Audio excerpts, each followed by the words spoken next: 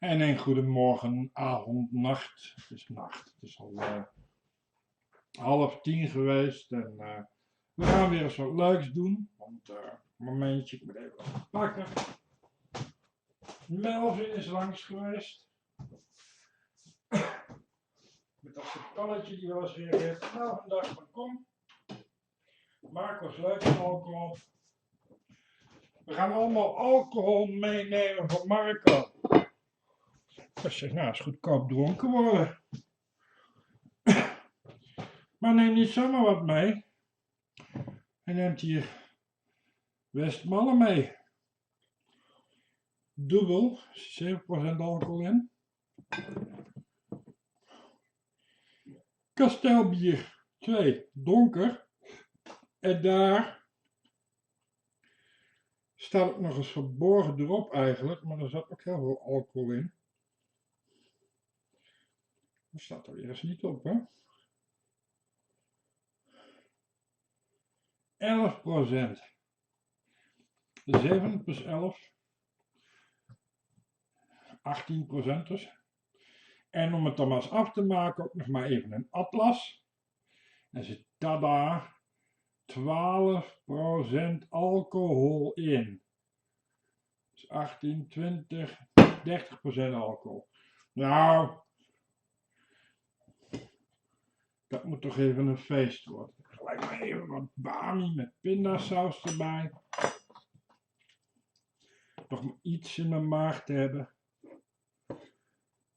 Hè? Ja.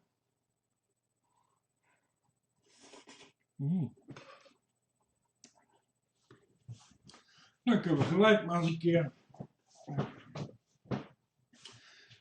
met het eerste biertje beginnen. En ik denk we beginnen maar eens licht. We beginnen met de Westmalle Trappistenbier.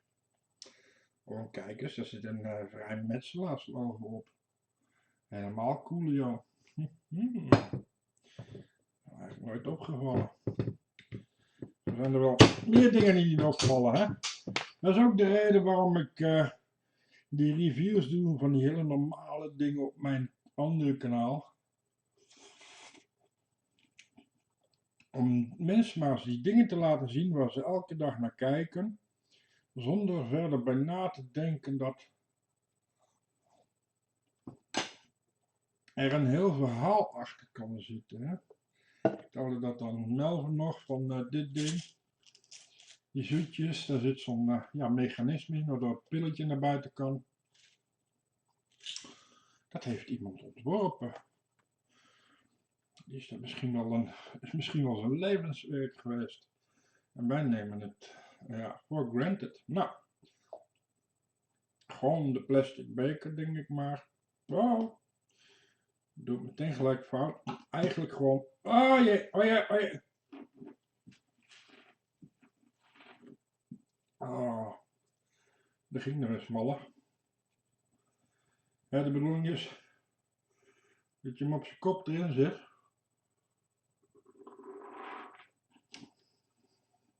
Dat hij er een beetje uit kan klokken. Nou, gaan we klok, klok, klok, klok.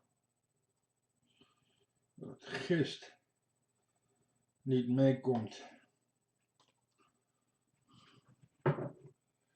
Ik zou zeggen, hè? Wow.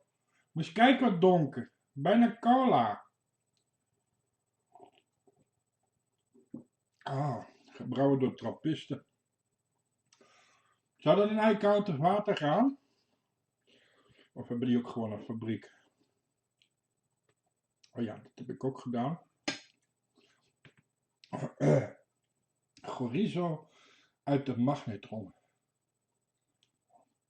Chorizo is een soort salami uit Spanje. Waar ze pepers doorheen hebben gedaan. En dan uit de magnetron, dan is het, die smaakt nog eens steviger.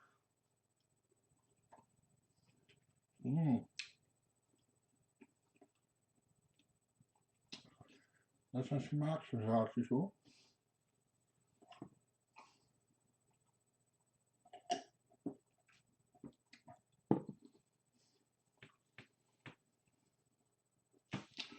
Ondertussen is Starline aan het uploaden.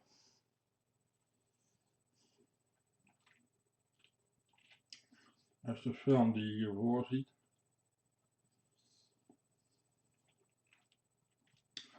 Een van mijn fascinaties ooit. Echt een game waar ik van gedroomd heb. Dat ik hem tweedehands in de doos in een winkel zag liggen. En dat ook uiteindelijk heb meegemaakt dat hij tweedehands in de winkel lag.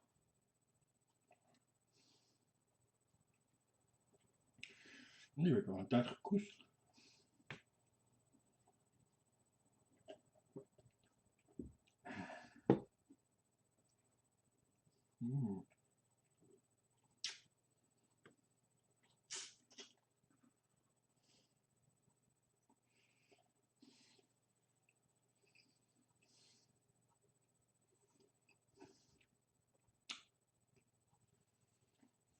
Ja, valt die best maar. Eigenlijk best goed voor een biertje van 7%. Niet te sterk. Goed afgewogen. Maar je vraagt me af, is het nou een soort roggebier? Wat zit er in met smallen?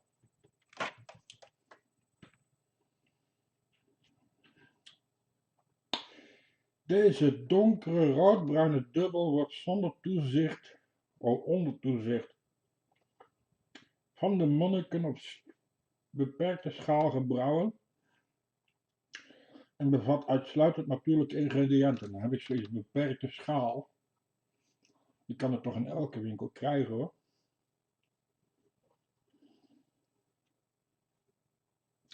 Dit levende bier hergist nog in de fles. Laat het enkele dagen rusten bij 8 tot 14 graden. Schenk het voorzichtig uit. De gist laat u op de bodem van de fles en degusteert u het best apart.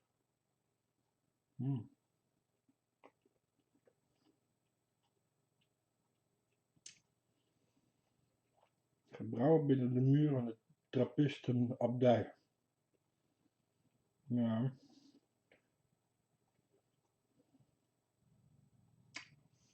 Maar er staat dus niet in wat erin zit. We zullen het nooit weten.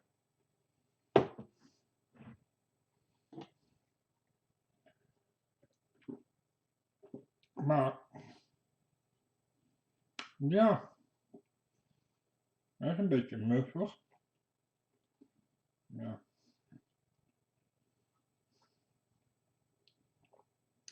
Eigenlijk is bier ook gefermenteerde graan, hè? Dus ja.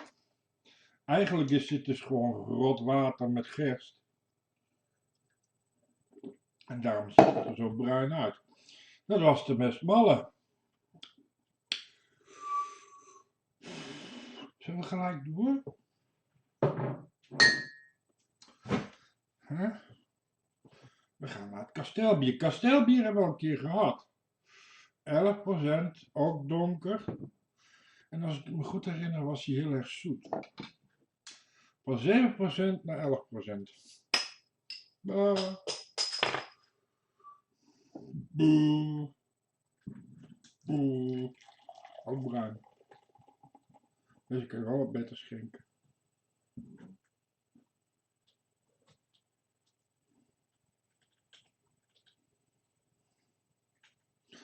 Ja, ik had het ook goed gevonden als Melvin gewoon langs was geweest met niks hoor. Maar hij komt uit Zaandam, dat het daar heel Zaans is, dat als je bij iemand komt, dat je wat meeneemt. Altijd. Op zich geen slecht idee. Maar Dinningpossing Zaandam. Komt daar de Zaanse mosterd vandaan? Of is dat wat anders? Had hij eigenlijk dat kunnen meebrengen? Niet dat dit niet wordt gewaardeerd. Oh, dat had wel een stuk meer. En zoeter.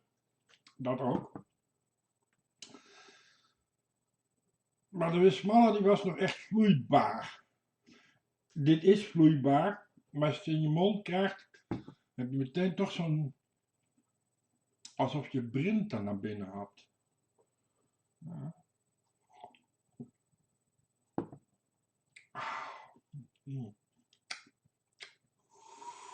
Ah. Ik vind kastelbier eigenlijk best lekker. Ik vind het niet erg als bier een beetje zoetig is. Tenminste op deze manier. Perfect. Bami. Met pindasaus. Die bami is kant en klaar. De pindasaus is kant en klaar. Zo bij elkaar gevoegd. Ja. En dan komt ook nog een schijfje chorizo aan.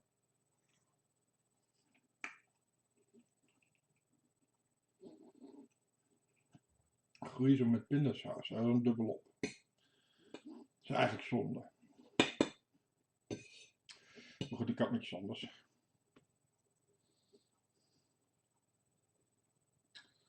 Ja, zo kun je ook heel makkelijk eten maken. Je kan en klaar producten koopt. Maar dat het er nog wat bij doet. Zodat het gevulder is. En die bami. Is van 2 euro of zo.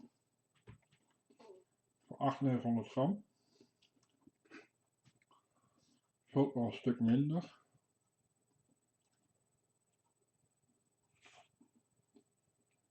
Maar nu is het groente en vleesbaar.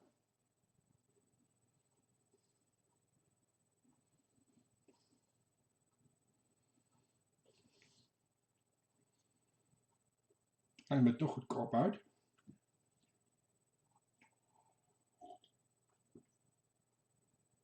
Oh. Ja, nou, als je bami eet, de Westmalle gaat beter bij de bami. Kasteel is toch iets wat je meer solo drinkt, zonder de bami erbij. Combineert niet echt. Niet dat vies is, maar combineert niet. Ja, honger.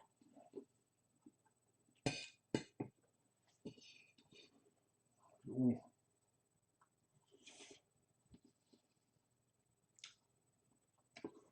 Het vet erin als bami.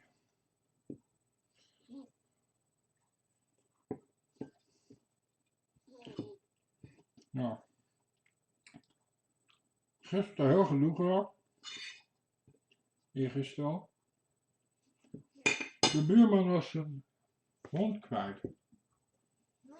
Wilmax. Wilmax was zijn hond kwijt en is zijn hond nu ook kwijt. Zal ik je even vertellen? Wilmax heeft een, hoe noem je dat? Zo'n bulldog. En die bulldog wil wel eens agressief zijn en die grijpt hem wel eens naar de keel. Zomaar uit het niets, een hele brave hond en dan plotseling niet. En dat was Wilmax in het verkeerde keelgat geschoten. Toen heeft hij zijn hond, zeg maar, hup, bij de deur gezegd van rot maar flink en dop, ik ben je nu zat. In een soort opwelling. Dat is hij daarna eigenlijk vergeten. Hoewel ik het gevoel heb dat hij het helemaal niet vergeten was. Maar dat hij eigenlijk verwachtte van ja, nou, nu ben ik afgekoeld en dan staat die hond er nog. Maar die hond stond er dus niet meer. Nou, Wilmax in alle staten. Mijn hond is weg en straks hebben ze hem gejat, want dat beest is 1000 euro waard. En nou ja, straks moet hij ergens in Rotterdam worden gebruikt om te gaan vechten, een hondengevecht. Ik zeg Wilmax, jouw hond is, ondanks dat die hap dan niet agressief. Het is een heel rustig beest, een beetje gek beest, maar niet. Ik bijt iedereen, weet je wel, zo'n hond is dat niet. Dus daar is hij niet voor geschikt, dus daar gaan we hem ook niet voor gebruiken. Maar bovendien hou je hoofd koel. Mijn hond is een keer weggelopen, de kat van de buurvrouw is een keer weggelopen. Iedereen maakt het een keer mee. Je weet nooit, straks staat hij gewoon weer voor je deur. Maar wat blijkt nu? Had hem er gewoon zelf uitgedonderd. In het bijzijn van een kennis van hem. En die kennis heeft die hond dus meegenomen. Zo, en van, ja, die laten we daar niet achter. Die was een beetje boos op Wilmix en die heeft de dierenbescherming gebeld. En dan blijkt dus dat de dierenbescherming, ja, die heeft gezegd, ja, maar zo ga je niet met een hond om. En nu is hij dus terecht, nadat Wilmix eerst zeg maar 2 dagen helemaal tegen het plafond aan het kruipen was. Weet je wel, van waar is mijn hond? Want ja, het is toch een kind. Robin is mijn kind, ergens, op een bepaalde manier. Het is een jongetje, die neemt op schoot. Je maakt zijn oogjes schoon als je een oogjesvuil heeft. Het is je kind. Op een manier. Nou, en dat kind was weg. Wie weet waar dat kind was. Posters opgehangen, dierenambulance gebeld. Niemand wist wat. En die vriend had niks gezegd. Dat vind ik dan ook weer minder. Maar goed, ik heb hem dus gerustgesteld. Haar schat, dat is mijn kind.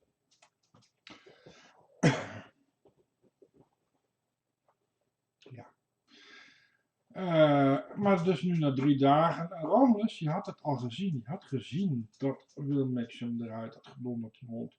En ik had zoiets, ja, maar dat kan ik niet tegen Wilmix zeggen. Want misschien is hij dat vergeten. Maar hij heeft slecht geheugen. Dus dat verhaal wist ik eigenlijk wel. Of het waar was. Een raar verhaal. Maar dan bleek dus allemaal waar te zijn. Maar dan kwam het dus zelf vertellen uiteindelijk. Maar goed, de dierenbescherming heeft dus die hond ingepikt. Hij krijgt hem ook niet meer terug. Hij gaat naar een pleesgezin. Maar tegelijkertijd is hij heel blij dat die hond in ieder geval terecht is. Hè? Dat zijn kind terecht is. En dat het eigenlijk goed is dat die hond de deur uit gaat. Want Wilmix is net zoals ik. Ja, hij heeft autistische trekjes. Is er ook voor een behandeling. Hij is een losbol wel. Dus ja, die hond die blijft weg. Die gaat naar een pleeggezin, dat is goed. Daar zijn we allebei heel blij mee. En dat hij terecht is, dat hij dus niet onder een auto ligt. Of dat hij straks in een arena staat om tegen hondenbulldogen te vechten. En tegelijkertijd ook ja, dat die hond nu op een goede plek terechtkomt. Nou weet ik niet hoe die hond daaronder is. Maar ja, dat zien we dan wel. En tot die tijd, ja, Robin is heel erg gek op Wilmix. Dus Robin gaat heel vaak in de ochtend eventjes via de tuin naar Wilmix toe. Dus het is niet dat Wilmix helemaal zonder hond zit nu. Hè. En dat het meteen zo is, een tijdje van ja, ik ga 3 weken zoeken en als het niet lukt, dan neem ik een andere hond. Ik zeg ja, doe dat niet, dat is compensatie, maar bovendien, als dierenbescherming je hond inpikt, moet je niet meteen een nieuwe hond gaan nemen, want daar krijg je natuurlijk lucht van, dus wacht daar maar even. Terwijl die Chihuahua, ja, dat zou je zo niet doen, die Chihuahua is geld waard. Jouw hond was geld waard, die was €1000 waard, dat zei je ook. Wat je nodig hebt, wacht even. Ja, neem wel weer een hond, want je hebt iemand nodig, dat wel. Maar wacht even en neem een asbakkerras. Die niet te groot is, die weinig onderhoud nodig heeft. Dat is mijn hond ook, hè. Mijn hond, die eet iets van €1, €1,50 per week aan voer. Dat is alles wat Robin mij kost. Hij is kortharig, dus hij hoeft niet geschoren te worden. Dus asbakkerrassen zijn van nature gezonder.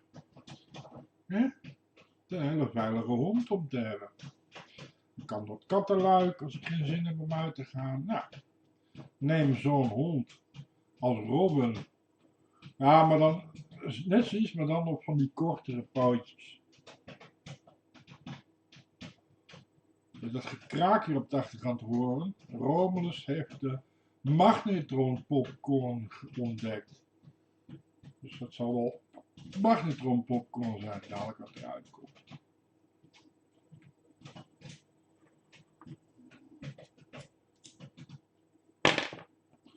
Maar hoe kom ik op dat verhaal? Nou, eigenlijk dit, ik ben nu aan het roken. Dat is dadelijk weer afgelopen, dus het pakje leeg. Maar ik kom het eens vieren met een check en zegt, ja, ik krijg van mij mijn restje. Ik zeg, nee Willem, ik ben al 4 weken niet aan het roken.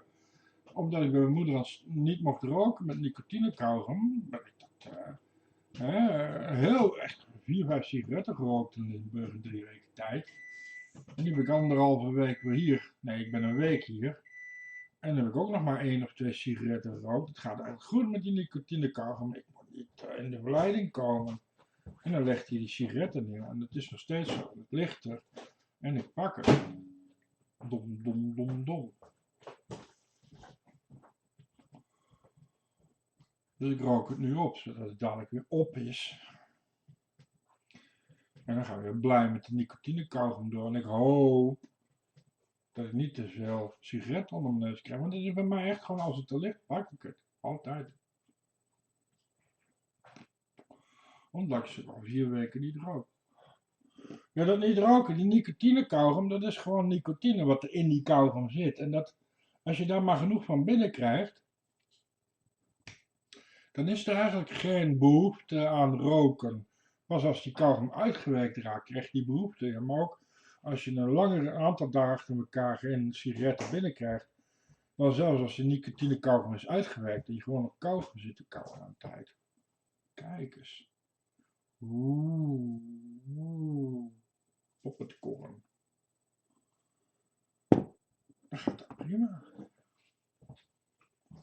Maar niet als dit soort dingen gebeuren, als er iedere keer check in de buurt is. Hè? 4 weken niet gerookt? Sigaret? Is gewoon weer een sigaret. Maar goed, check eens nou op. Dat is een restje. Dan in de vuilnisbak. En dan zien we wel. Hopelijk rook ik straks gewoon niet meer. Over een paar maanden. Maar kun je niks beloven. En sowieso is dat een beetje instelling van mij. Dingen gebeuren als ze gebeuren. Als ze niet gebeuren, dan had het gewoon zo moeten zijn. Maar het is wel prettig dat mijn bureau nu bijvoorbeeld schoon is. Hè? Geen as, geen plekken, geen vlekken. Dat is alleen iets. Conditie gaat vooruit. Daarom moet ik niet roken. En dan zeggen mensen, ja, als je nicotine kauwgom, dan spel je vals. Maar het gaat niet om de nicotine. Het gaat om de rook, het gaat om de as, het gaat om de teer die je longen krijgt. Daar krijg je kanker van. Daar gaan je longen van vol zitten. Daardoor gaat je conditie van achteruit. Daardoor krijg je uiteindelijk aderverkalking. Daardoor ga je dood. Niet van die nicotine. Dat is ook wel een gif, maar dat is anders. Hè, dus, en dan zeggen mensen, wat knap dat je niet rookt. Maar dat valt allemaal op mij hoor. Maar er is toch een soort hang naar roken. Waarom ga je weer roken als je... Ik was de eerste keer dat ik met nicotinekauwgom stopte, is een paar jaar geleden al. Ik had erover gelezen. En dat kwam eigenlijk omdat ik op een feestje was van een tante. Die was jarig. 80 geloof ik. En niemand rookte daar. En toen had ik eigenlijk, weet je wat, we gaan het gewoon uitproberen. We gaan een pakje nicotinekauwgom halen. Kijken wat dat doet. En tot mijn verbazing inderdaad, ik wou veel meer dan dat ene kauwgom, ik nam er gelijk 4. Verdween mijn behoefte om te roken. Was gewoon weg. Dit is echt een pil, zeg maar, nicotinekauwgom. Ja, je koudt als kauwgom, maar het is zeg maar een pil die je neemt. Waardoor je persoonlijkheid in die zin verandert dat je behoefte aan roken gewoon weg is. Er is echt gewoon niks. En dan als het uit begint te werken, dan plotseling ga je aan sigaretten denken, of dan ga je het over sigaretten hebben of zoiets. Maar ook in die tijd dat je erop koudt, het idee sigaretten is weg. En dan als het uitgewerkt is, komt het thema sigaretten weer wat makkelijker omhoog. En dan heb je neiging om weer een sigaret op te steken. En ja, de truc is dat je dan snel weer kauwgom pakt. Maar ja, dat duurt een minuut voordat het werkt. Hè, want het moet in je speeksel opgenomen worden. Nou, dat was het kasteel. Zal ik er niet op staan wat erin zit. Maar dan zit dus het verhaal dat je dus dat je weer doorgaat met kauwen. En dan eigenlijk geleidelijk langzamerhand ga je steeds minder kauwgom gebruiken. Dat wil zeggen, je gaat steeds langer op dat kauwgompje kauwen. In het begin is het na een kwartier uitgewerkt. Daarna is het na een half uur uitgewerkt. En daarna is het na een uur uitgewerkt. En daarna heb je echt gewoon dat je een hele dag op hetzelfde kauwgompje kauwt. En er al lang geen nicotine meer in zit. En toch is die behoefte er niet. Totdat er iemand langskomt die een checkie opsteekt. En dan heel raar.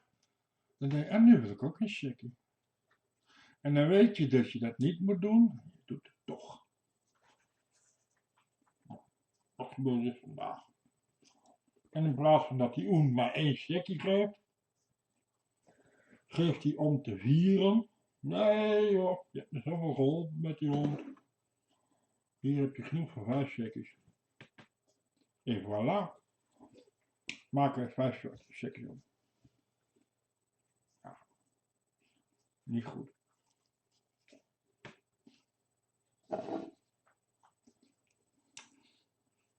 En dan zeggen mensen, ja dat is zwak. Je hebt geen ruggengraat. Ja, inderdaad, dat is zwak en ik heb geen ruggengraat. Niet op dat gebied. Ik kan wel keihard gaan ontkennen dat ik wel een ruggengraat heb en dat ik het heel goed kan. En dat is dus ook wat heel veel mensen doen. Die zeggen van, joh, ik kan het wel. Die gaan dat allemaal lekker ontkennen. En dan ben je eigenlijk alleen maar tegen jezelf aan het liegen. Nou, doe je dus niet aan. Ik geef gewoon eerlijk aan mezelf toe. Dat is ook de reden waarom ik dik ben en te veel eet. Zwak. Ik ben op andere punten weer heel sterk. Maar op dat gebied ben ik zwak. En dat ga ik niet ontkennen. Oh, kijk eens. Het biertje met 12%. Tenminste, er staat 12 op, maar is het 12%? Ja, het is 12%. Het is helemaal niet bruin. Het is bierachtig. Dat is wel een energiedrink bijna. Er is wat popcorn. Oké. Maar goed, waar waren we? Na dat feestje ben ik deftig door gaan blijven kauwen. Een nicotinekauwgom is duurder dan sigaretten. Vooral in het begin, omdat je er dus veel van nodig hebt. Wil je dat gevoel, die neiging op de rook kwijt zijn. Maar dat wordt dus na een tijd wordt het goedkoop. Hè?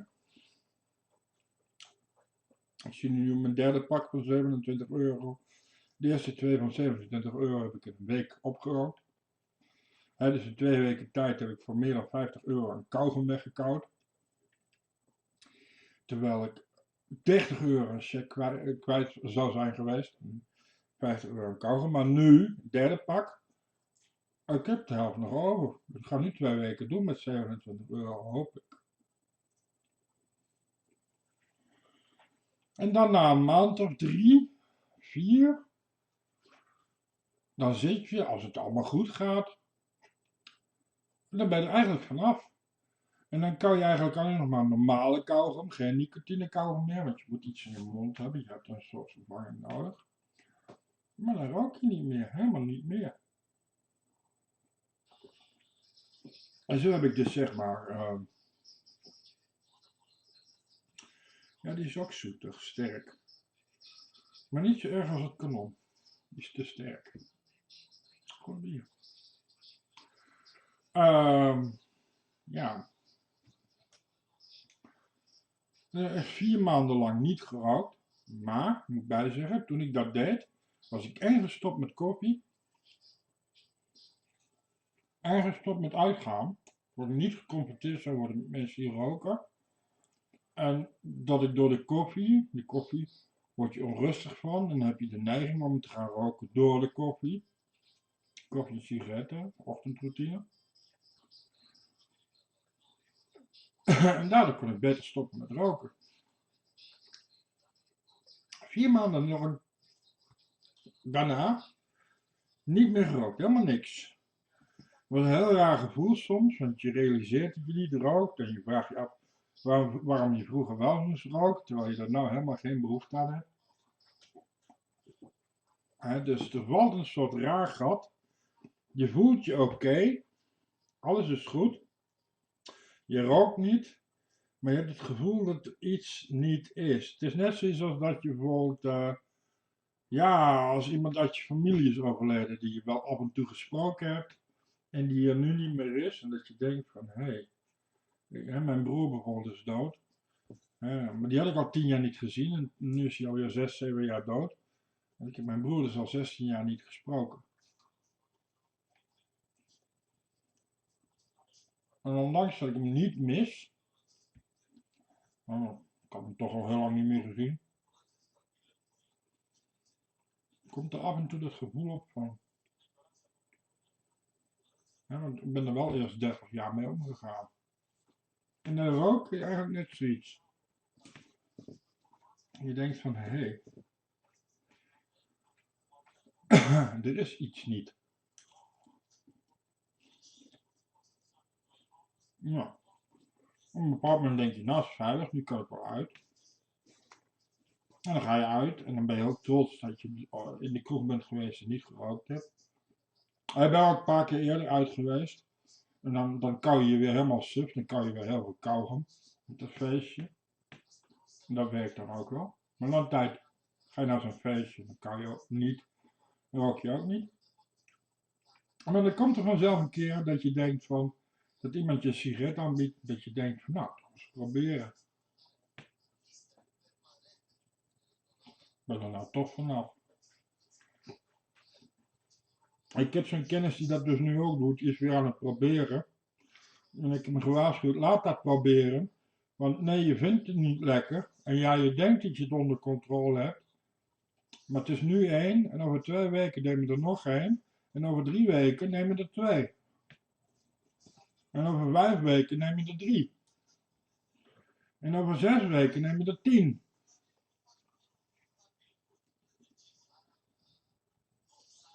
En over 8 weken denk je, ben je om de zoveel tijd bij mensen aan het beachen geweest. Of feestjes. En na een tijd denk je, ja, dat kun je niet maken, dat beachen. En dan koop je je eerste pakje weer.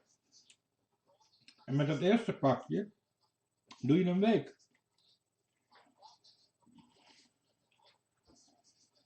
En dat is toch wel leuk, dat roken. Ook al wil je de eerste paar keer, vind je het niet eens lekker, maar er is iets leuks aan. Ook als je op een wachthokje bij de bus staat, je hebt iets te doen om te wachten op die bus. Ook al is het niet lekker. Maar dan het eerste pakje koop je je tweede pakje, als je weer uitgaat, drank op hebt, dat soort dingen. Good old times. En dat tweede pakje doe je geen week mee. Daar doe je 4 dagen mee. En dan koop je je derde pakje. En dan doe je 2 dagen mee. En dan koop je je vierde pakje. Dan zit je weer op een pakje van dag. En dan eigenlijk heel snel rook je weer als een ketter, net zoals vroeger.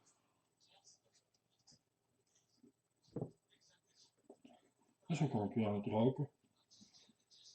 Ook in de zin dat ik zeg maar om een pad met seks had. En dan na de seks je sigaret, hè. Zo kom ik aan het roken. Het is een val. Het is iets wat stiekem, sluikend, van achteren je aanvalt. En als je dan weer aan het roken bent, dan heb je ook nog zoiets van, ik ben weer terug. En je bent helemaal niet depressief weer terug, maar je hebt echt zoiets van, wow. Roken is gewoon namelijk lekker. Dat is het hele punt, roken is lekker.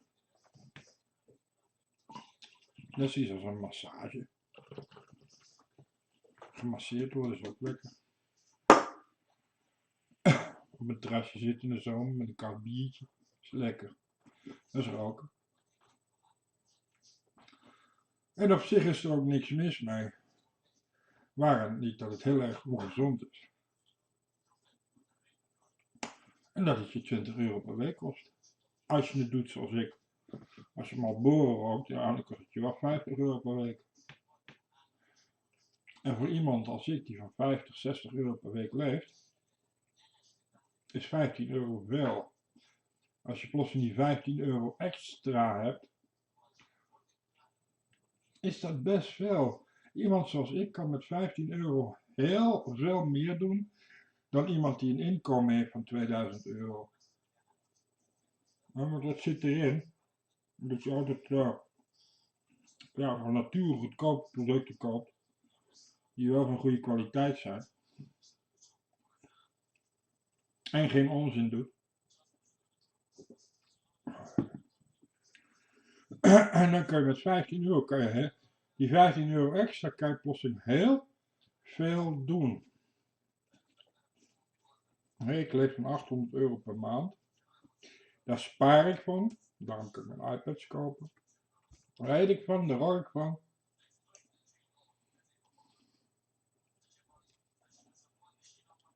Als ik 1700 euro per maand had, was ik rijk. Dan kon ik dingen doen waar andere mensen alleen maar van konden dromen. Als ik 1700 euro per maand heb, krijg ik 3 keer per maand op vakantie. Want ik weet hoe ik ben. Je kan met 80 euro een weekend naar Spanje. Vliegtuig, hotel, all in. Kan.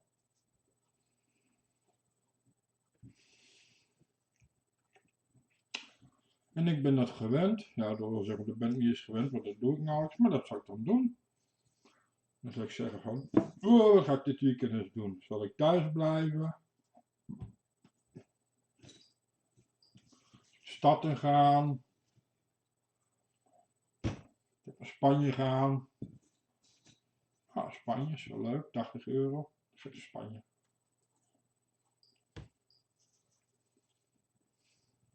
Terwijl iemand van 2000 euro, 3000 euro, is verwend om alleen maar dat duur te kopen en dat duur te kopen. En die heel inefficiënt is met geld.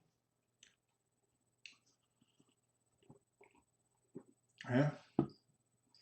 Dat is het eigenlijk, ze gaan niet goed om met geld. Voor elk dubbeltje geven ze er 5 uit, zeg maar, als het ware. En dat heb ik allemaal niet. Dus als ik 1700 euro had, ja. Ja, ik zou elke maand een iPad kunnen kopen. Na een jaar heb ik 12 iPads. En dan nog hield ik geld over. Zo zou dat bij mij gaan. Ik bedoel nu al, mijn iPad is 2 maanden oud, ik heb een PS Vita, ik heb een Xbox, ik heb al die dingen ook. Alleen ik doe die onzin niet. Wat je doet met geld, dat je de stad in gaat terwijl je eigenlijk geen zin hebt. En allemaal biertjes gaat drinken in een kroeg waar het eigenlijk niet gezellig is. Of je gaat naar de bioscoop. Naar die film waarvan je helemaal niet weet of het een leuke film is. En halverwege de film denk je, nou, niet echt een leuke film. Dat dus niet. Ik leef op een manier dat ik echt gewoon. Ja, mensen zeggen van, maar hoe kom je toch al die gadgets met jouw inkomen? Dat komt omdat ik ook alleen maar dat gadget koop. Als ik die televisiebril koop, of een videobril zoals deze, dan ga ik die week, of eigenlijk 3 weken lang niet uit. Ik ga niet naar de bioscoop. Ik ga niet naar het restaurant. Mijn mind is set on this. En als ik hem heb, dan ga ik hem ook uitzoeken. Ga ik uitproberen hoe die werkt. Ik ga dit doen, ik ga dat doen. De totale dagtaak aan voor de eerste komende 2, 3 weken. Om hem ook maar helemaal uit te proberen. Dat mijn hele tijd gaat erin zitten. En dat heeft al 50 euro gekost. Ja. Nou, dat zijn 50 euro wel besteed hoor, zou ik je zeggen. En hetzelfde geldt voor mijn iPad. Ik ken mijn iPad binnenste buiten. Ik doe dat ding op waar jullie alleen nog van kunnen dromen.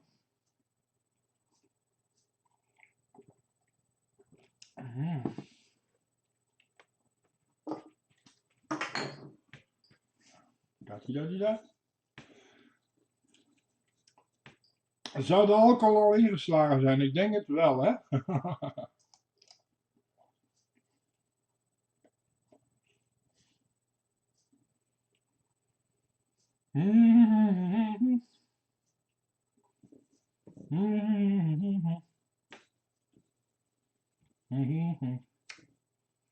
Mooi filmpje al.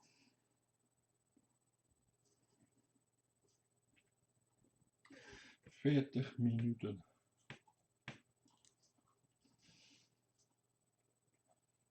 ...20 minuten. 7 plus 11 zit op 18. De helft van die 12. Ja. We zitten al op 24% alcohol.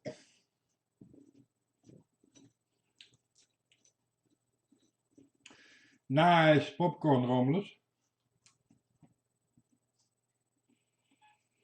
Ik heb dat nu ook. Ik wil een modulaire synthesizer kopen. Je hebt mijn synthesizer videootje misschien wel gezien. Maar je hebt van die software synthesizers, onder andere op de iPad, maar ook op de PC.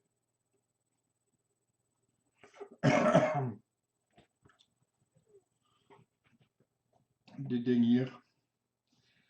Computers kunnen dat tegenwoordig voor 2 euro, nee voor 1,50. Heb je gewoon een complete analoge, virtueel analoge synthesizer.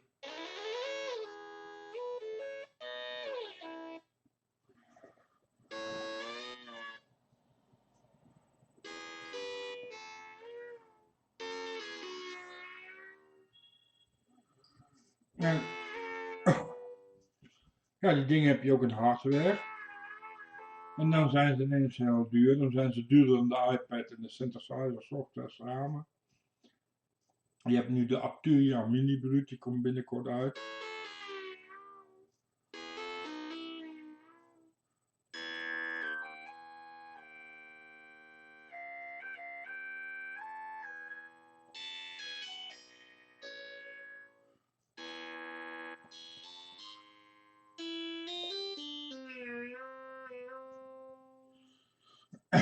Dus is een synthesizer. En hier kan je eigenlijk alles mee. Het is wel heel erg grappig natuurlijk, zo'n ding. En dan wezen, ja, die zet je ook op zijn kant neer. En dan kan je alles. Maar toch heb ik zoiets, ik zou zo'n ding in hardware willen hebben. Maar als je zo'n ding in hardware wil hebben, dus gewoon een echte, dan kost je ineens 500 euro, 600 euro. En toch zou ik er eentje willen hebben hier, gewoon voor de heb. En ik kan dat betalen. Toch twijfel ik, zal ik dat ook doen? En dan ga ik heel internet afzoeken naar iets dergelijks. Allemaal knopjes erop, dat is wel belangrijk, dat elk ding een knopje heeft. Niet zo eentje met 3 knopjes, maar echt gewoon, je hebt 88 functies, wil ik ook 88 knopjes, zeg maar, als het mogelijk is. En dan gewoon hebben, blij zijn dat ik er een heb. Maar dan ga ik echt zeg maar eerst heel internet aan, want ik ga alles uitzoeken. En dat is al de helft van de lol. Dus tegen de tijd dat ik vind dat ik die en die ga kopen, is dus 2 maanden lang alles uitgezocht. En als ik hem dan koop, dan 2, 3 maanden lang mee bezig. Dus die 500 euro is op zich al 5 maanden plezier of bezig zijn. En dan nog heb ik zoiets, ja, 500 euro, dat is eigenlijk gewoon, dat kan eigenlijk niet. Ja, je gaat er verder niks mee doen. Ik bedoel, je hebt er echt wel 4 of 5 nodig. Wil je er muziek mee gaan maken of zo?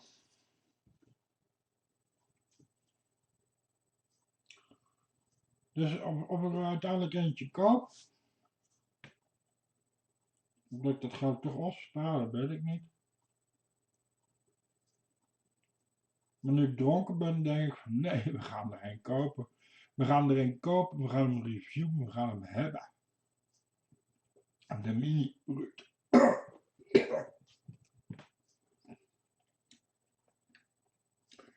Ik zal hem even laten zien. Hij is nog niet uit, het is van Arturia.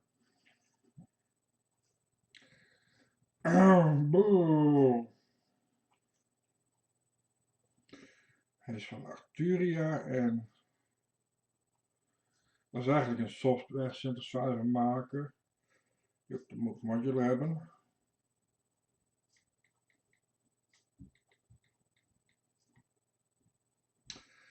Maar dan is dat ding van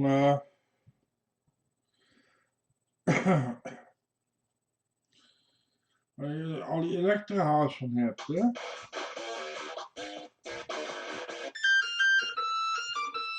Zo ziet het eruit. Let's hear this square wave. Een echte. Width is set to 50%.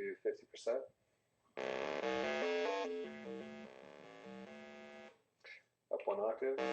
Ja, allemaal knoopjes, allemaal sliders. Helemaal je lol op. Up another octave. Dus als je naar Goldschap luistert of Ladytron, Kraftwerk, Jean-Michel, dat is hem. Nou, dat is wel een all-in-all synthesizer, er zit van alles en nog wat op. Maar dan heb je ook nog modulaire synthesizers.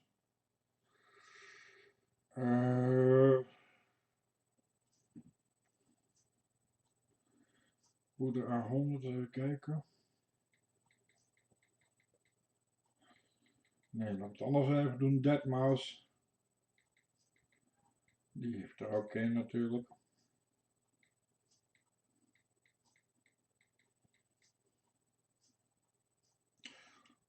Kan ik ook kopen. I mean, there's no one way to make an oscillator go down. Deadmau5 is ook aan het roken. Granted, all this shit works Ja? all on its own. You don't need to wire it all up. Right now, there's nothing patched, all blank. Hier kun je allemaal kabeltjes krijgen. So if you just want a square, like a waveform. Maar hier is Deadmau5. Deadmau5 is, weet You're je, gonna use a VCO, it's called. weet het So nou. this is a sequencer. These are Dit is mixers. Skrillex. This is a VCO. Dubstep. But we'll do something really simple. Die gebruiken dus ook echt allemaal van dit soort hardware synthesizers. Shit. En ik ben helemaal gek van Can I have synthesizers. just a fucking normal VCO on there? Ja, hè, moeilijk hè, Deadmau5. Ja. Nou, al die dingen bij elkaar kan niet komen, maar ik kan er zeg maar een deeltje van kopen. Dat je met kabeltjes en knopjes kan klooien. Leuk.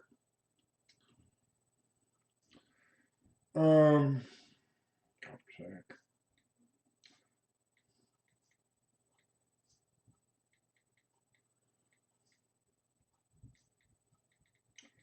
Was het mega zeggen?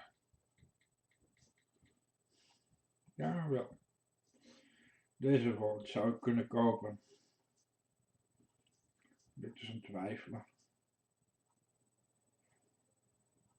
Kom op. Controllata dall'inviluppo, che è un attack hold di KB. Dit is de mega track. Dit is een kabeltje. Dit zijn jammer. A questo punto Die kost 400 il fischio euro. di lei ha catturato un giro del Die mini sequencer met het keyboard. Die is del 500 euro. sintetizzatore. Kan kopen. Staat op mijn spaarrekening.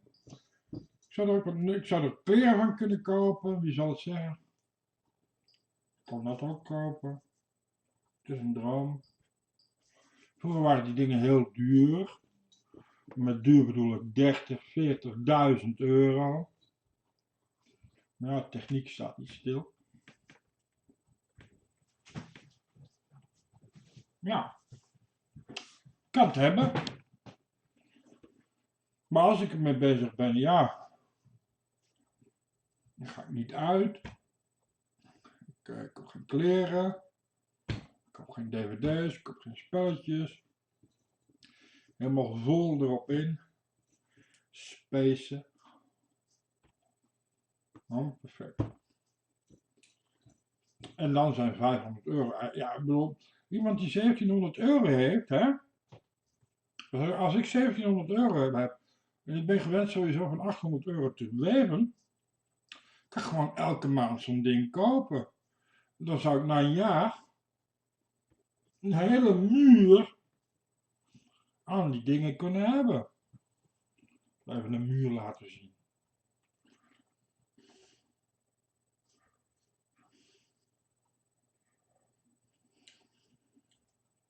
Ook. Nee.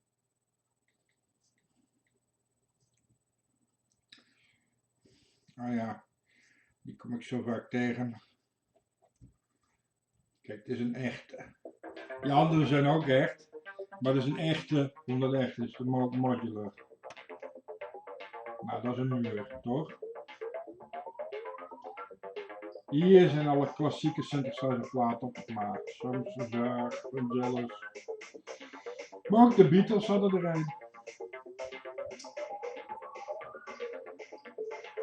Nou, maar deze kost 80.000, dus uit 1966. Ik zal eens even kijken of ik hem modernere vind. Ja, maar Rick Wakeman, Emerson, Lake and Palmer. Dat soort beetjes. Ik wil hem ook.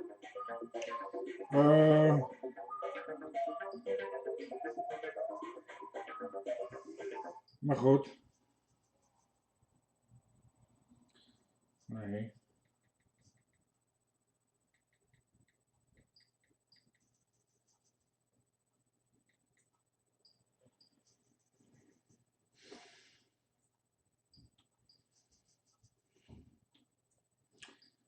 Maakt iemand Acid House. Grappig, hè? Dan hebben ze een synthesizer van 2000 euro. Dat kost die. Kijk. Wat doe? En dan gaan ze house maken. Terwijl zoveel meer kan. Maar dit kost 1600 euro. Als je 1700 euro hebt, koop je zo'n ding. Ben je klaar, hè? Heb je nooit meer wat anders nodig. Over 20 jaar doet hij het nog.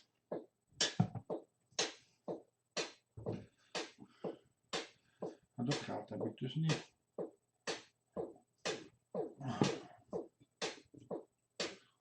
Volgen jullie het nog?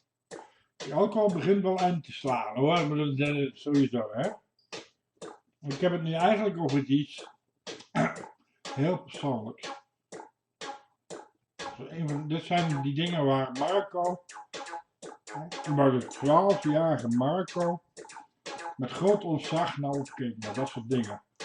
Ook omdat ze gigantisch groot waren. Omdat de sterren van die tijd dat soort dingen hadden. Ja, ik weet niet of je Zamische zou of iets dat zegt. Die heeft zoiets. Die out of noise.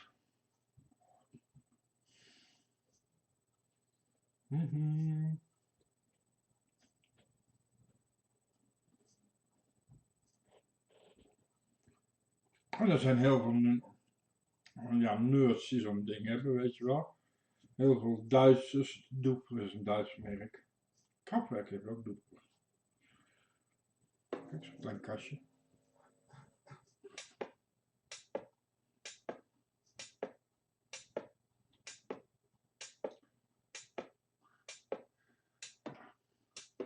Mag er ook even wat anders gespeeld worden dan tik-tak, tik-tak?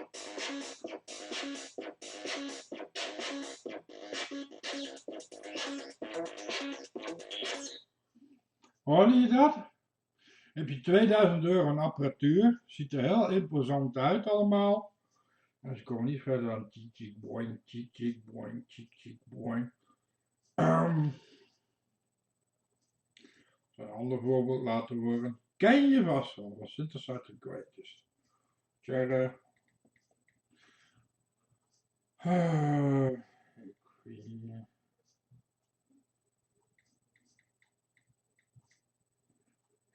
4.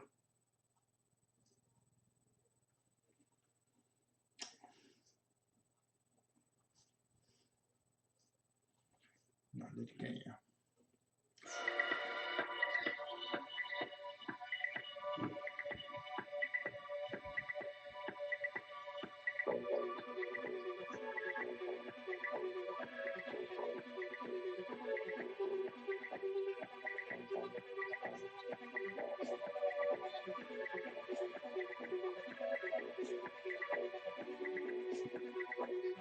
Ken je misschien niet als je jong bent.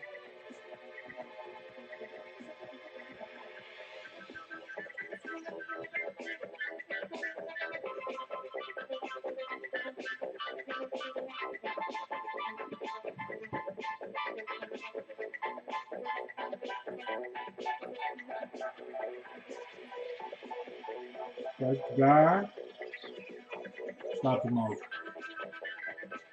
Ja, je ziet hem niet, je ziet alleen de toetsen.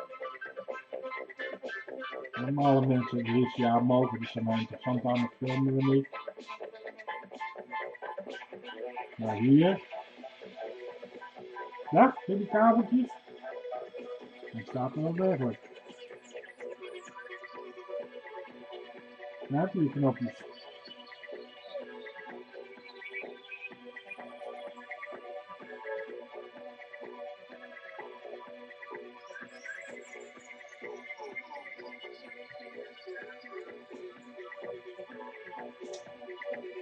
Ja, dat was dus toen ik 12 was, daar luisterde ik naar. Ik luisterde ook naar Iron Maiden trouwens. Maar dat was mijn muziek en ik vond het fantastisch. En ja, toen hoorde je dat het daarop werd gemaakt, zag je al die foto's. Dus ja, vanaf mijn 12 wilde ik zo'n ding hebben. Toen kwamen ze uiteindelijk als software uit op de computer of op de iPad. Ik zou het hebben, in die zin. Maar er is nog steeds iets in mij die denkt, ja, maar ik doe een echte.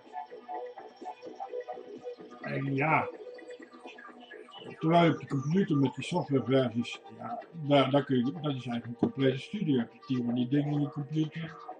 Met een mengpaneel en alles en dan kun je muziek maken. Ik heb ook muziek gemaakt. Op Marco TM2 staan een aantal nummers die ik op die manier gemaakt heb. Maar het is nog uiteindelijk toch, ja, je draait met je muis aan die knopjes. Je pakt ze niet echt vast. Ik heb wel een MIDI keyboard. Nee, dat heb je ook knopjes. Maar het zijn er maar 8. Niet genoeg. Niet genoeg om... het gaat een beetje ver om uit te leggen hoe een synthesizer werkt. Ik zal het even heel simpel proberen. Gelijk een biertje pakken.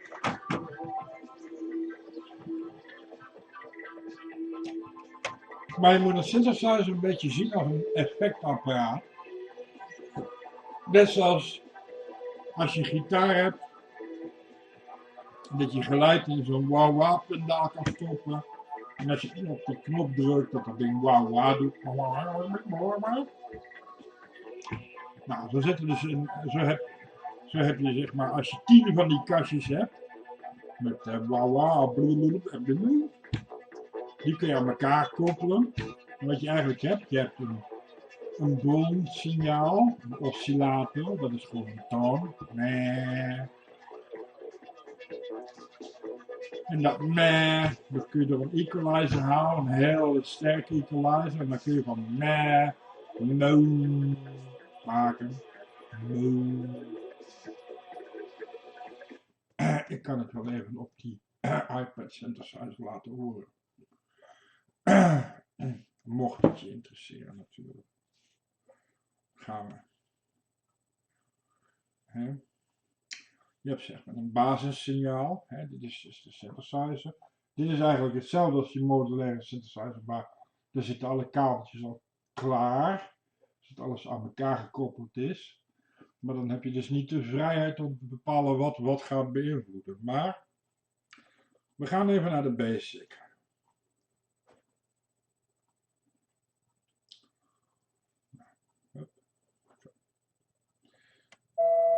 Ik heb hier een toon. Dat is je oscillator. Een ding dat een toon maakt. Dan heb je een filter. Dat is je equalizer.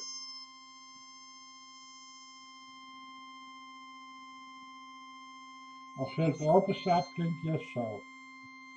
Je het filter dicht draaien. Filter je geluid weg. Kun je er nog een accentje aan geven. Het resonance.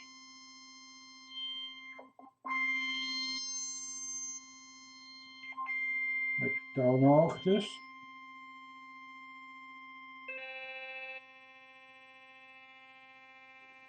En dan heb je een envelop generator. Dat is een andere module die zegt hoe die toon moet gaan lopen. Dus normaal is het zo, ik druk hem in.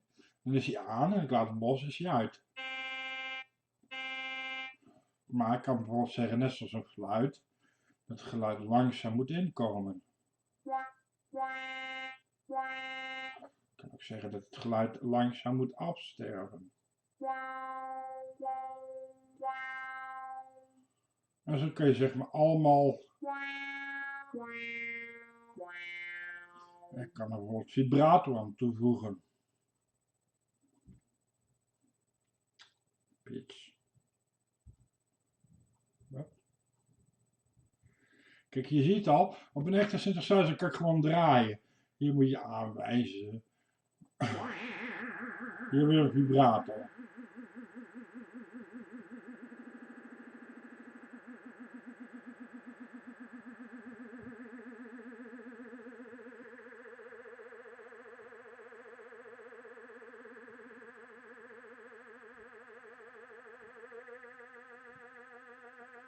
Zie je knopjes draaien.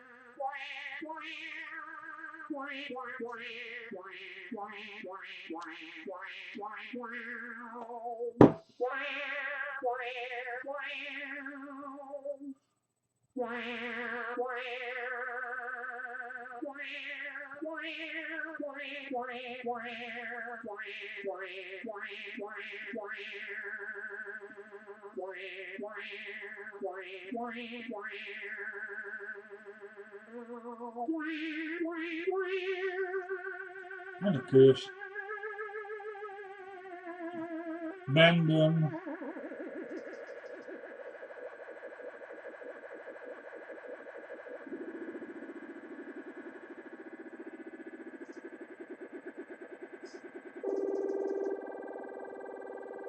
Spijsgeluidjes.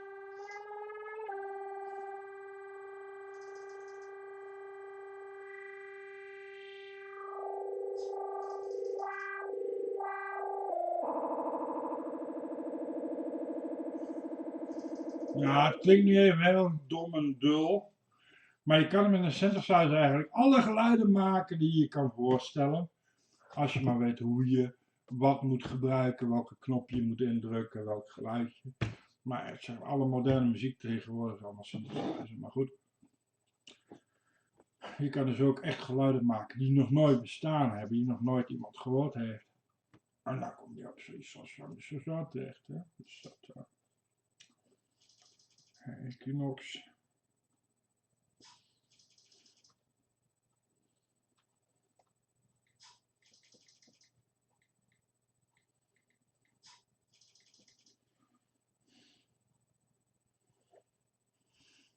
Toen ik Equinox voor de eerste keer hoorde als 10-jarig kind, ik was echt bang. Ik hoorde dat en ik ben echt gewoon zo naar de wc gerend en hem verstopt. Want wat was dat voor geluid? Want ik kende alleen maar gitaar en piano en viool. En toen zette iemand keihard dit op. En ik vond het doodeng.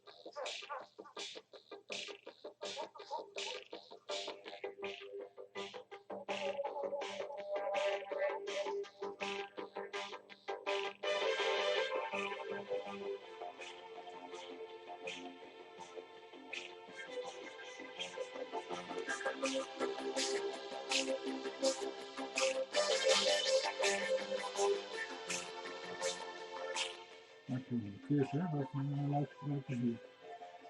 Nou, dat hoor ik natuurlijk, hè, dat snap je wel.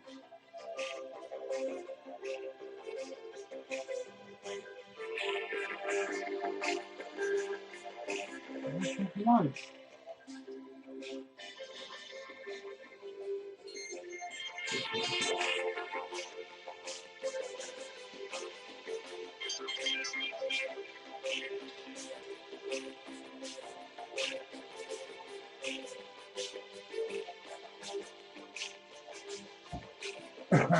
Ja.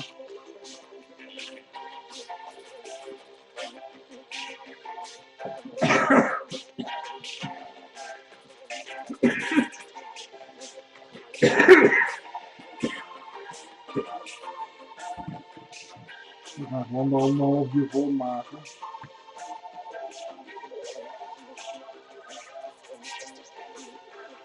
Ja, om kort te zijn, als 12-jarig kind weet je niet beter. Je kent alleen de bekende geluiden, je trompetjes. Komt iemand met dat aanzetten? Nou, ik dacht, welk duivels, onaards iets is dit? Demonisch. Serieus. Misschien lach je er nu om. Maar als kind is het echt gewoon... maar dan ja, toch fascinerend. Sindsdien wilde ik Synthesizers.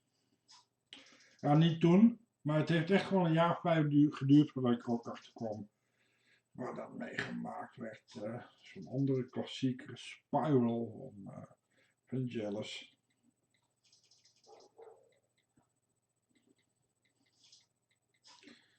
Pardon? Dit is Spiral. Komt allemaal natuurlijk niet aan.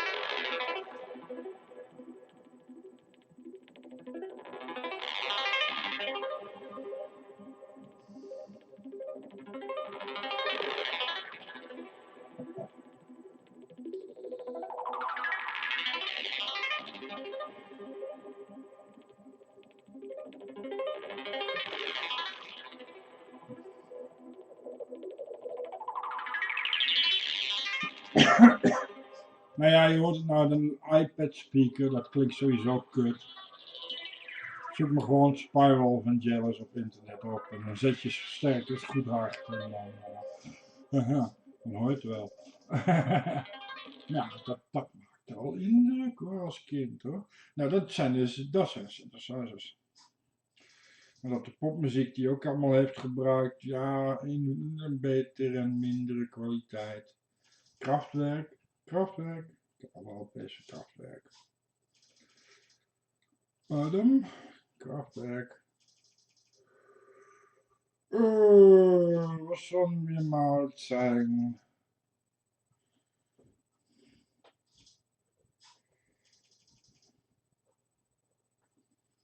Numbers. 1981.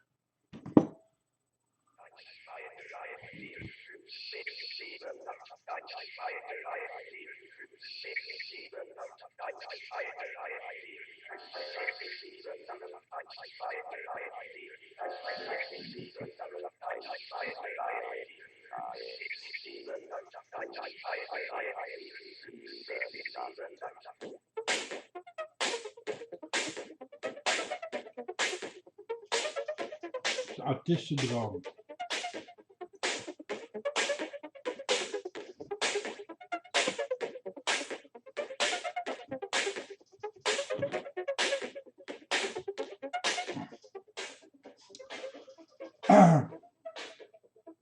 Ja, zo worden de Godfathers van de House genoemd. Dat is een beetje overdreven term.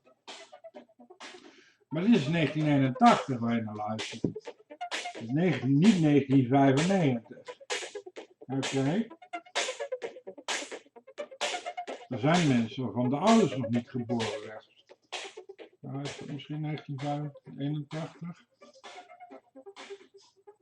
19. Ja, er zijn mensen waarvan de ouders nog niet geboren zijn op het moment dat deze LP is gemaakt.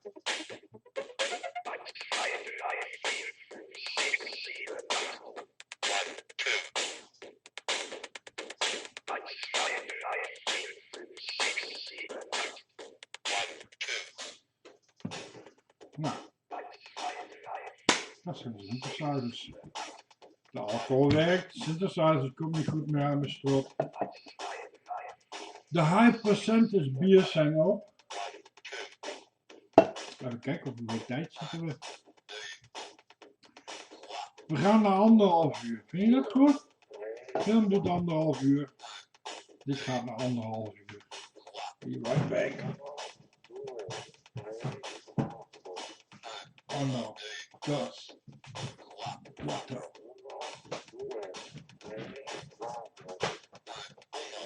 Dat je even weet dat die stemmetjes dus ook gemaakt zijn met synthesizer. Geen mens die dat heeft ingesproken.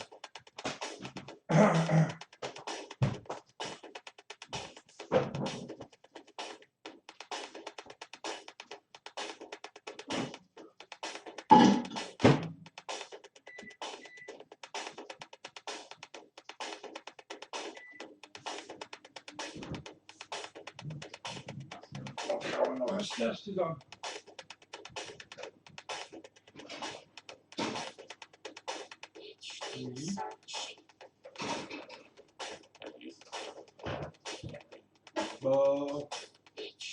Hoe gaat een wit? Ja.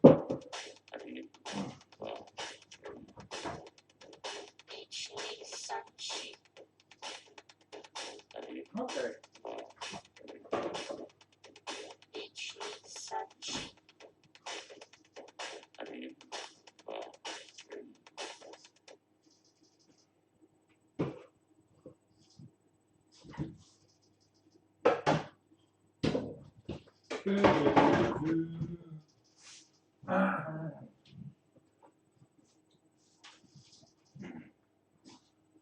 Ba.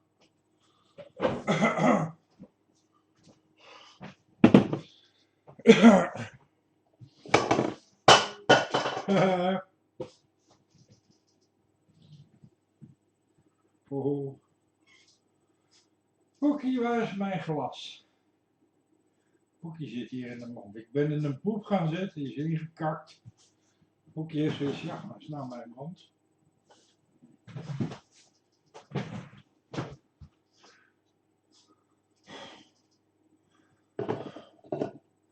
I'm drinking a lot of beer.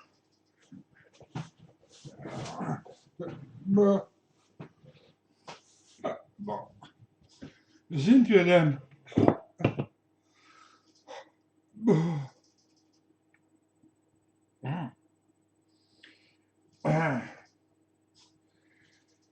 Tiski. Ooit van gehoord? Ik niet.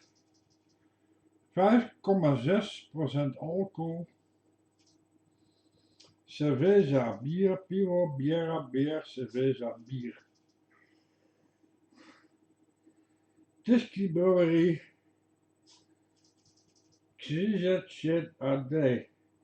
Polen. Komt uit Polen. Volgens Melvin komt het gewoon allemaal van de Albert Heijn. Die was voor Albert Heijn hij heeft, maar ik heb nog nooit Pools bier in mijn Albert Heijn gezien. Gaan we. Nou, dat ziet er behoorlijk dunnetjes uit, hè? Maar ja, het is ook gewoon bijna 5%.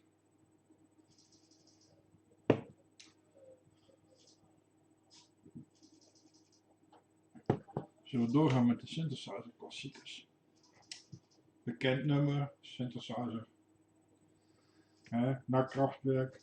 Er zijn allemaal van die bandjes die Kraftwerk wilden zijn. Nee. En toen kreeg ik dus wel een nieuw order. Dat eigenlijk gewoon Joy Division is, maar de baas had zelfmoord gepleegd voor mijn tijd. Ik heb me er niet zo mee bezig gehouden.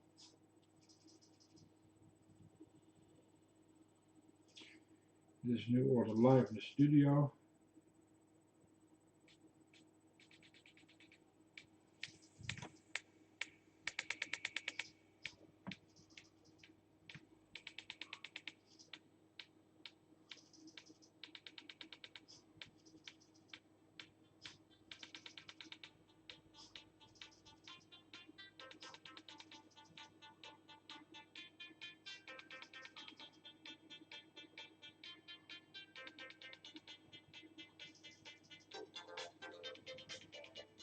Alles in beeld? Ja, alles in beeld.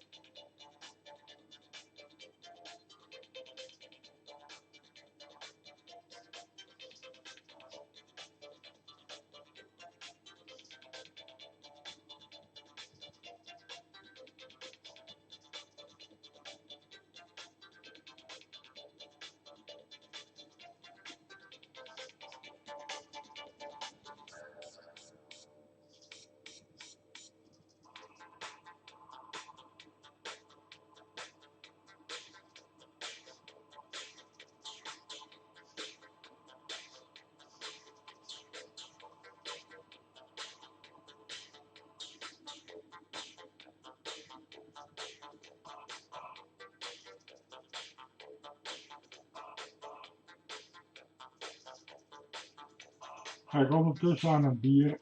Zullen we het niet erg vinden?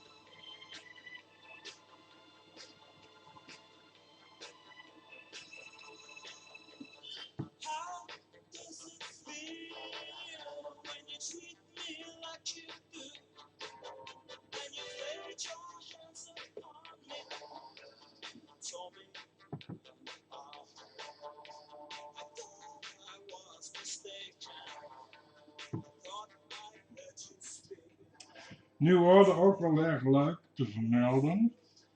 Je had vroeger singeltjes, 45 toeren.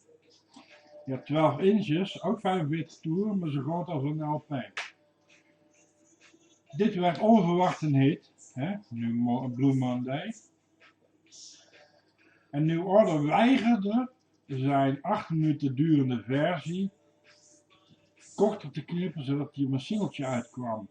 En dit is echt de eerste nummer 1 geweest ooit in de Nederlandse hitparade, die eigenlijk alleen op 12 inch te verkrijgen was. En die 12 inch die had de vorm van een floppy disk. Zeg maar, die hoes die was zo gemaakt dat het net leek alsof je een floppy disk had. Die floppy disk dat ging namelijk bijvoorbeeld in de emulator. De emulator staat daar, €30.000. 8-bit sampler. Ja. Synthesizers is net zoiets als Harley Davidson, weet je wel. Je hebt mensen die aan motoren sleutelen. Je hebt mensen die bij synthesizers. Die toch wel. Ander nummer. Nee.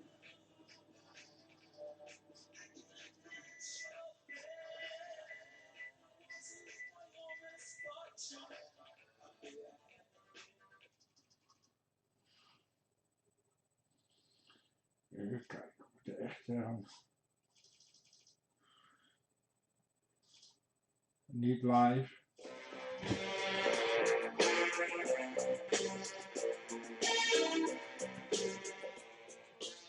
Ken je vast wel.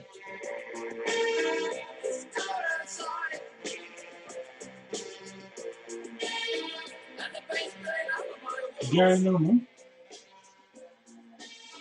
Oh.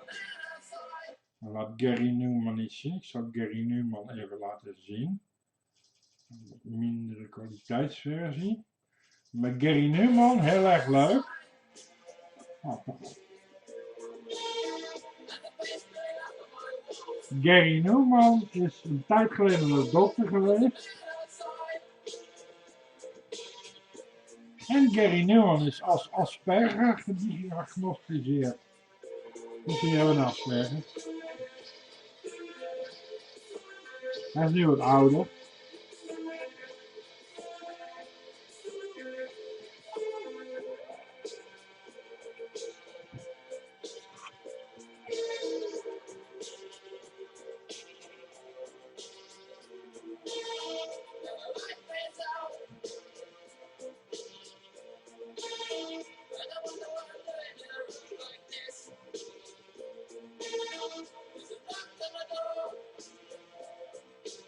Nou, als dat geen aspergetje is, hè? Cornelium.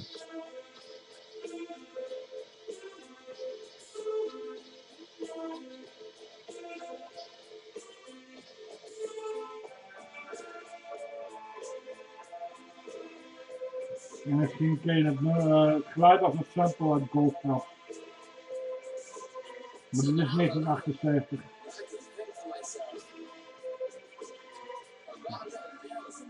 Waar ben je nou? Waar ben je nou?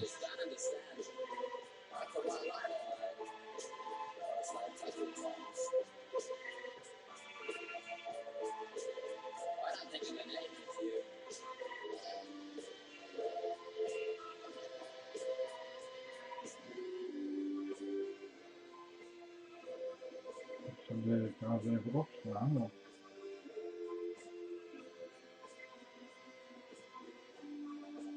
Precies.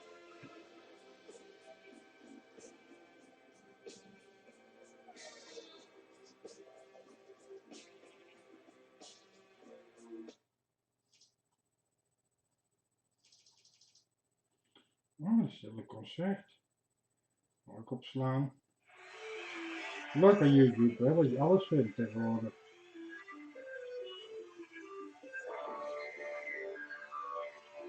Maar die hadden dus dit soort concerten. En eigenlijk willen ze gewoon Kraftwerk nadoen. Hè?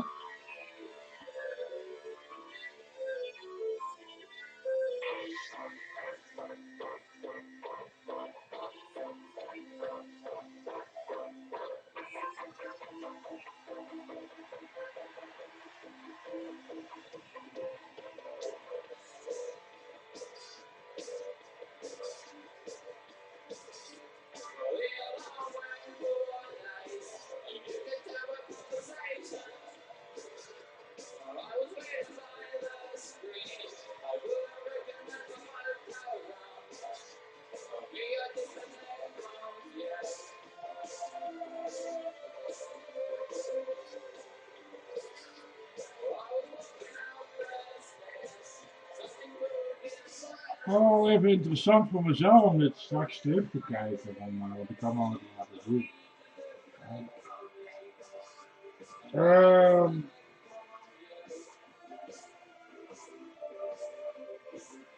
Biertest mode. Zal ik even kijken of ik Kraftwerk live kan vinden.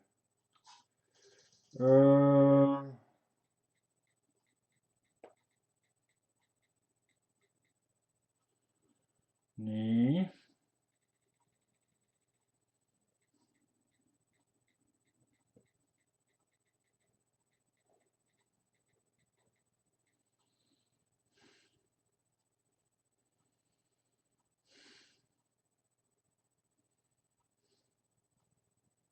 Nee.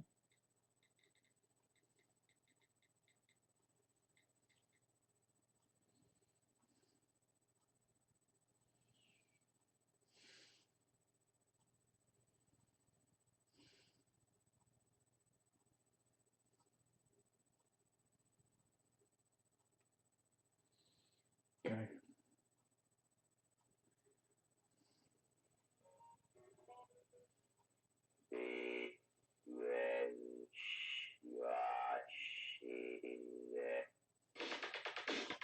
Hier Kraftwerk.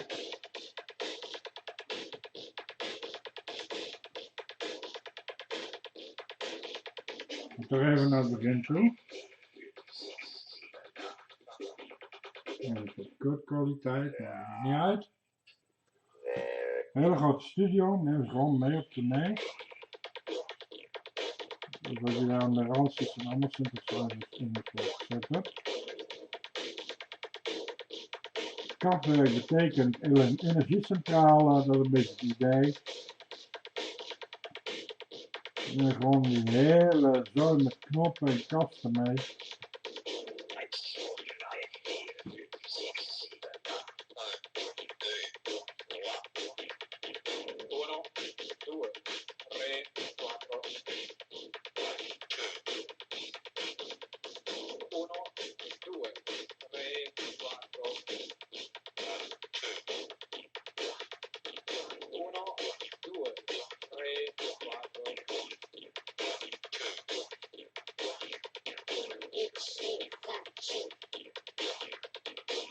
Wat je dus nu ziet is live, hè? En gewoon met de rug naar het publiek toe. Apparatuur bedienen. Al die sequences laten lopen. En dat het publiek er is. 10.000 man. Ja, het zal. Maar we zijn bezig. En we zijn synthesizers aan het bedienen. Hoe asperger wil je zijn?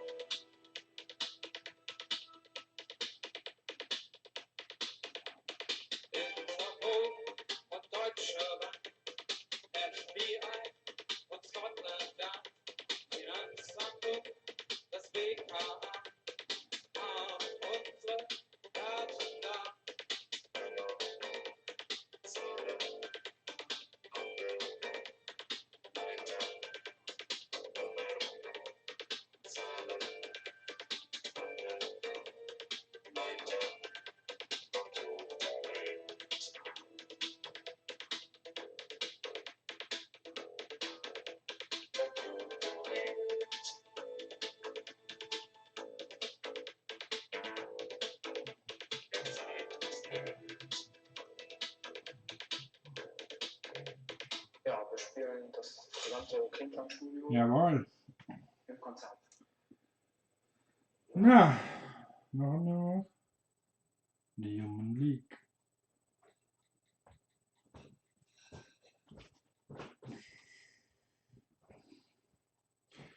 Op een bepaald moment had iedereen dat gezien en iedereen had zoiets van, ja, zo willen we ook zijn, zeg maar in de jaren 80.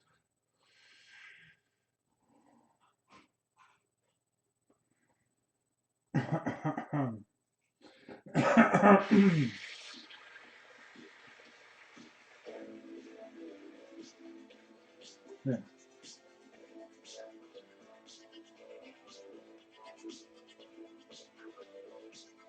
Begon dus, hier zijn ze bekend mee, weet je wel.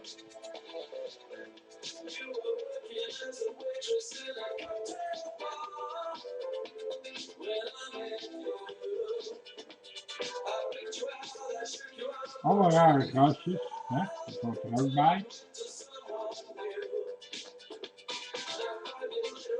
Hartstikke hetero trouwens. Laat je niet misleiden.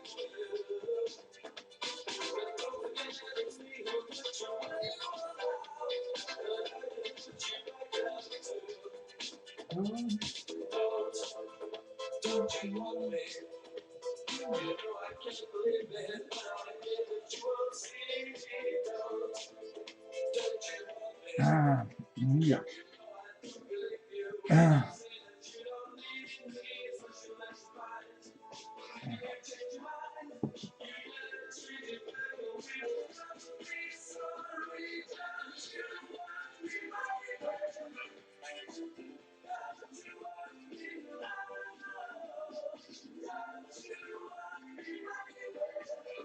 Nou, dat.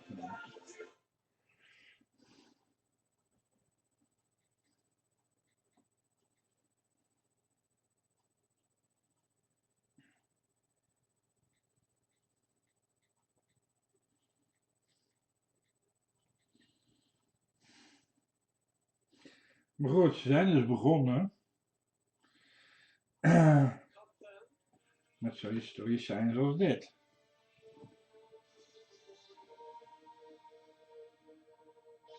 Dan had hij wel heel erg raar kapsel.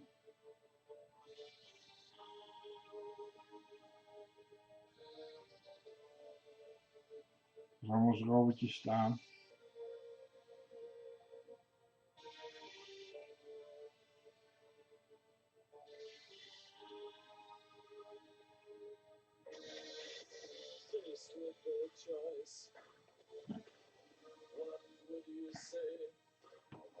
In die tijd hadden ze meestal geen elektrische drums. En wat ze deden, lieten ze de drums op een bandrecorder lopen. Dus boom, pam, boom, pam. Zie je hier dadelijk ook lopen, gewoon van die, ja, loopt die bandrecorder. Dat zijn de drums. Tegenwoordig heb je gewoon een drumcomputer, maar ja, toen niet.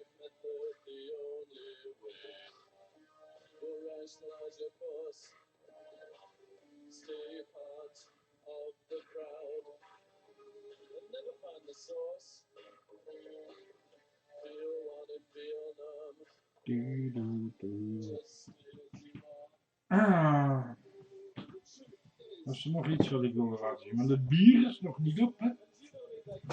Ah.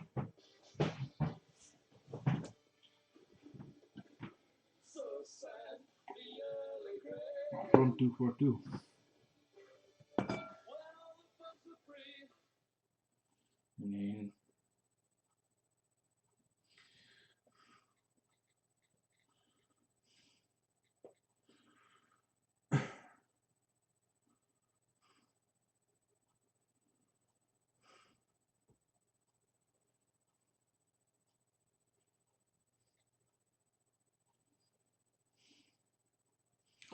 Zo begon From 242 ooit.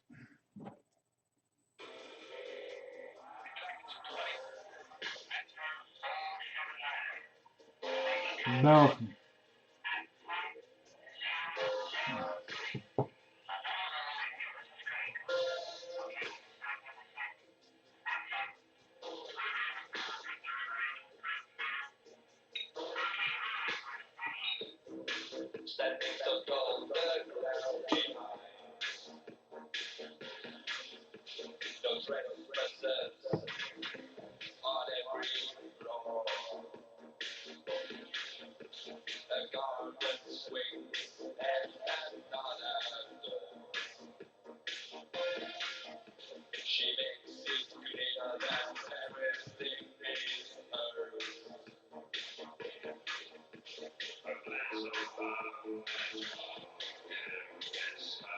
Ja, heb je mooi bewerkt, Synthesizers zo gezegd.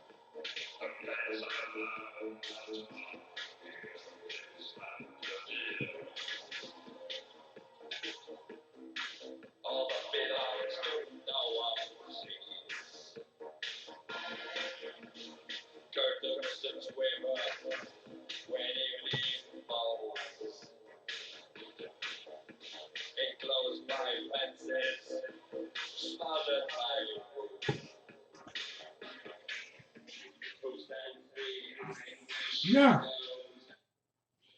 En ondertussen zijn we...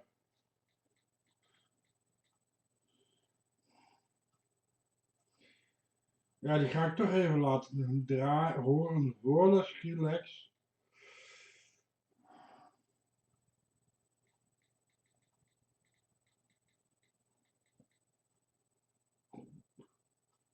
Ja.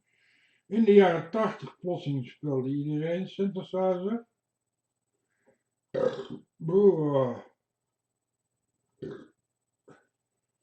Maar hier bijvoorbeeld Cliff Richard. En luister wat de background track is.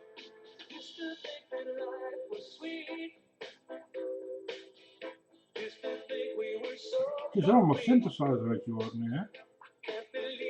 En Cliff Richard, ja, die is, zeg maar, dat was de Engelse Elvis. Een beetje de rock'n'roll van Engeland. Iedereen was fan van Cliff Richard. Maar wat heeft Cliff Richard als achtergrond?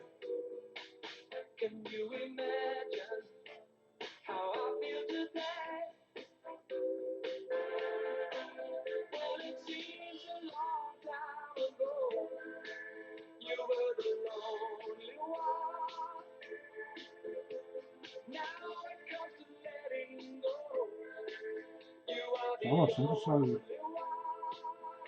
Dan moet je maar eens opletten, in alle hits van de jaren 80. Het is allemaal synthesizer. En zelfs mij viel er in de jaren 80 eigenlijk niet op. Je was zo gewend aan dat geluid, dat je daar helemaal niet over nadacht. Maar het was allemaal elektronisch. Nou vind ik dit op zich best wel een lekker nummer. Ik ben geen fan van Cliff Richard, maar dit vind ik een lekker nummer. Maar het werd echt te pas en te onpas gebruikt. En ik heb niks tegen gitaar hoor. Ik heb ook Dire Straits hoor. Dat is echt niet echt goed van me denken.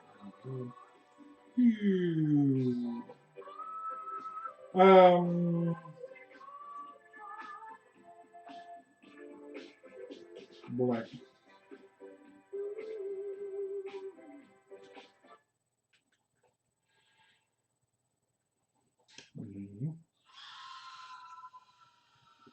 En nou dan.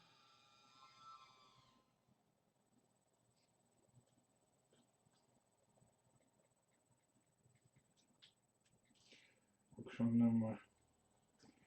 Wonderful Life van Black. Boe. Ja, oké, helemaal Synthesizers. Kom dan. Nee, geen remix. Geen remix, zelfs Queen, hè? Queen, zelfs Iron Maiden had Synthesizers op een bepaald moment.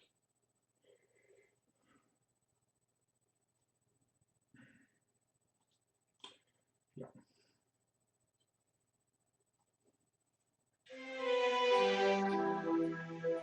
Dit is gewoon typisch jaren 80.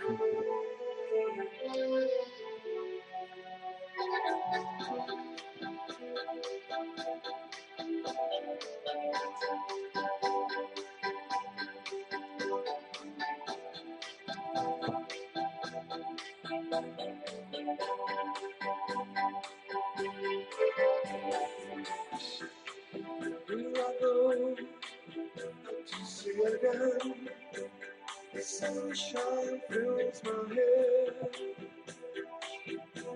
dancing in the air. Maar ook een goed nummer. Mag. Dan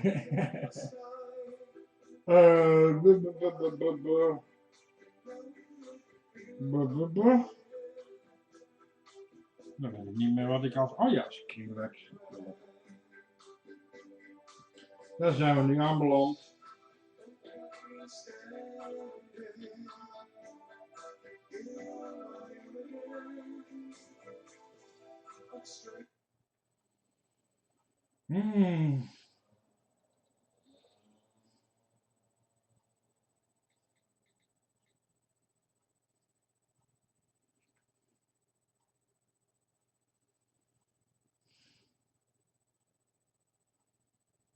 Rock'n'roll van Skrillex. Wat trouwens met virtuele synthesizers wordt gemaakt op mijn iPad. Hè? Op de Skrillex is eigenlijk gewoon alleen maar een laptopje, een keyboardje. Die komt eruit.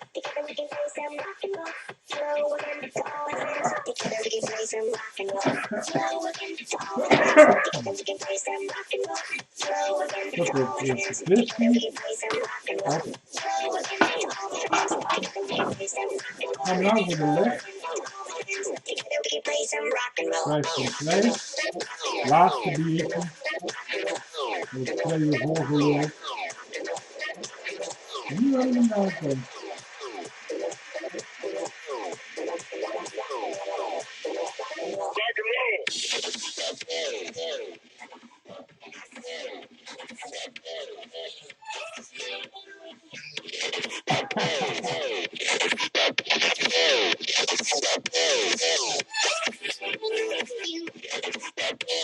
Maar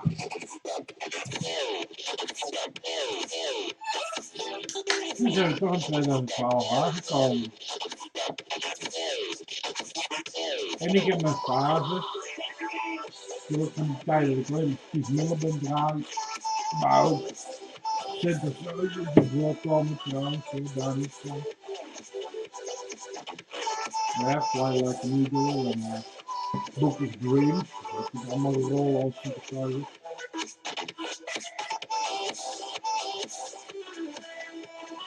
Maar het is niet zo dik hoor.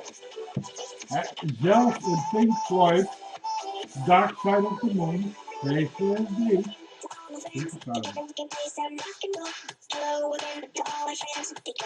Wish you were there. Synthesizers. Dat daar.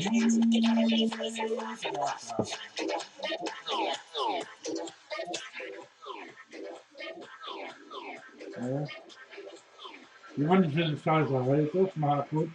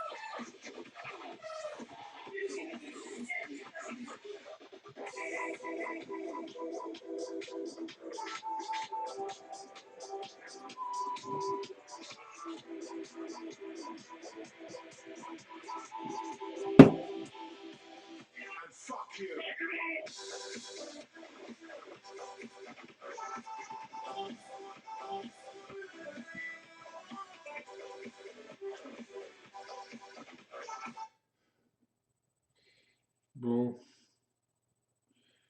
Leuk even de boel kort sluiten. Voor die mensen die een hekel hebben aan synthesizers. Nou ja, dat heeft bij deze man hekel aan Pink Floyd.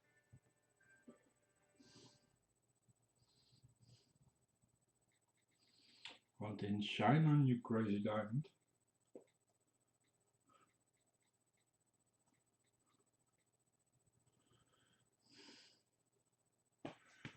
Dat geluid waar het mee begint. Kom dan. Kom dan. Kom dan. Dit.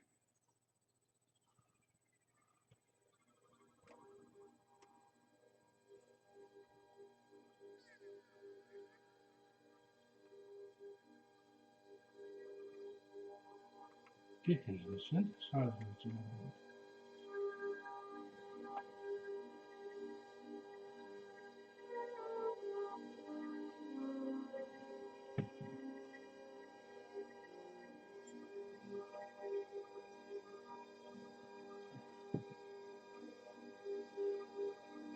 En ik zal even laten zien welke synthesizer dat is. Het is dezelfde synthesizer die wordt gebruikt in de Chinese.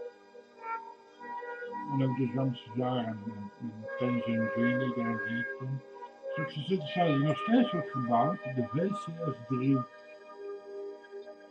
Ding past in een koffer. Ik wil er een, waar niet dat ding nog steeds fucking 3600 euro kost.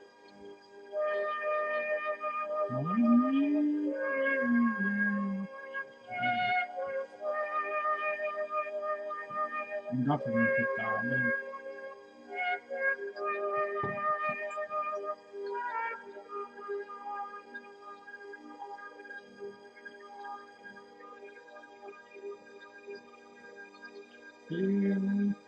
Zonder gitaar.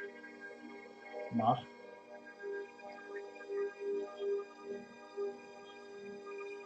Ja. Niet te veel.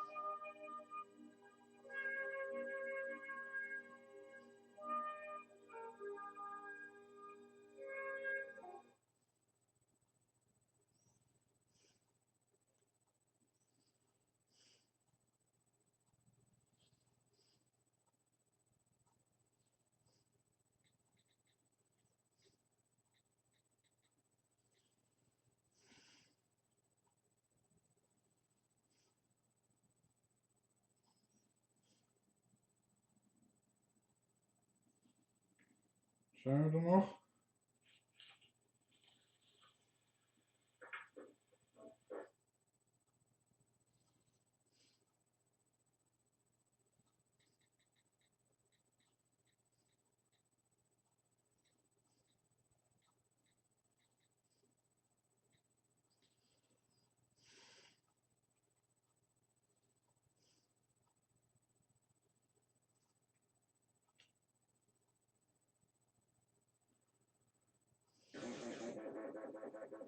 Dit is de synthesizer uit Dark Side of the Moon. Kom.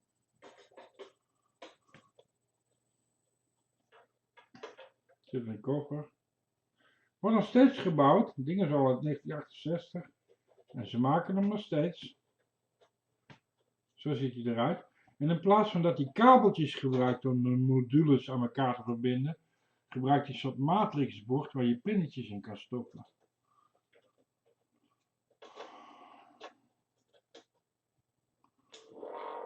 Maar dit is de synthesizer uit de Dark Side of the Moon, maar eigenlijk ook alle effectjes die Jean-Michel gebruikt.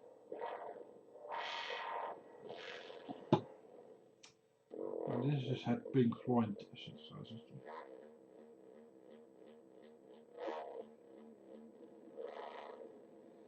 Dus als je On The Run kent van dit ding.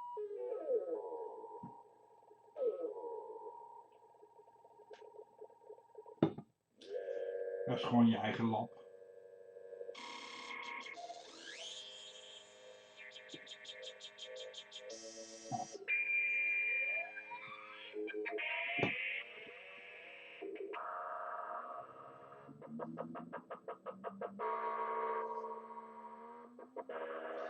En dat je ook maar even ziet dat de meeste synthesizers helemaal niet bedoeld zijn om een trompet of een gitaar of een piano op na te maken. Dat wel kan. Maar ja, daar heb je al een piano en een trompet en een gitaar voor. Dat is gewoon ja, lui. Het hele leuke van synthesizers is juist dat je dit kan wat je nu hoort.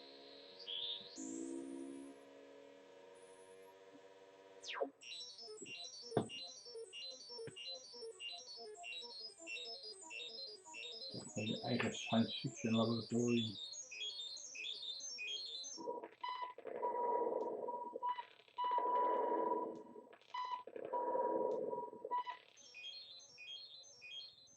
Ja, dus vooral als je stoned bent, heel erg leuk.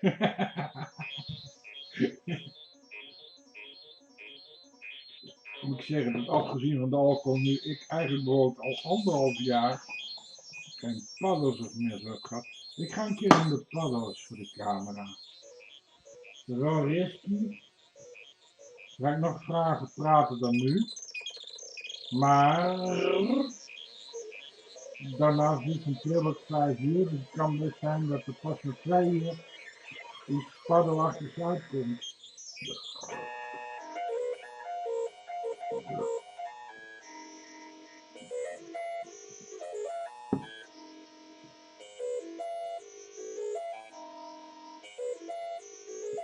Maar goed.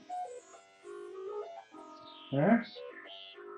Je kan ook als je wil er hele gezinnige muziek mee maken.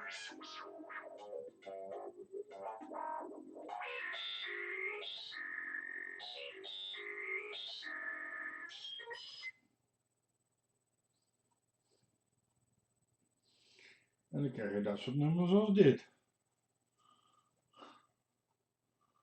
Kom.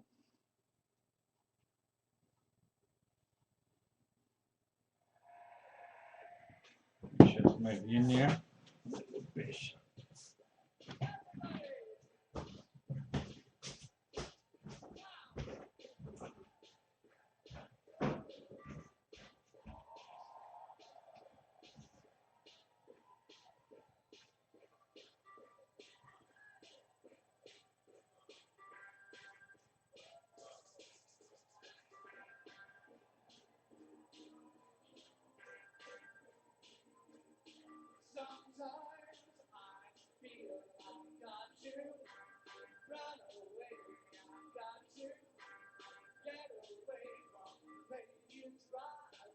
Oh.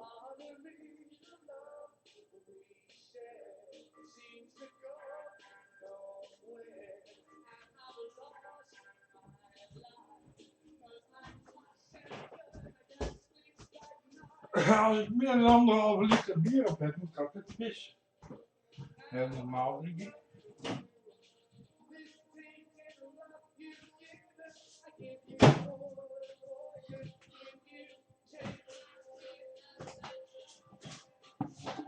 Ah, wat? En je bang bent voor jou of zo, hè?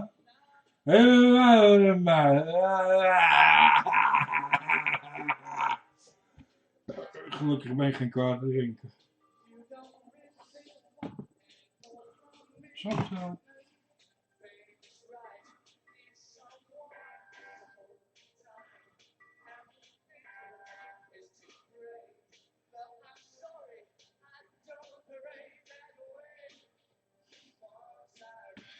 Nou, dus de volgende keer als je uitgaat, kom het vandaan.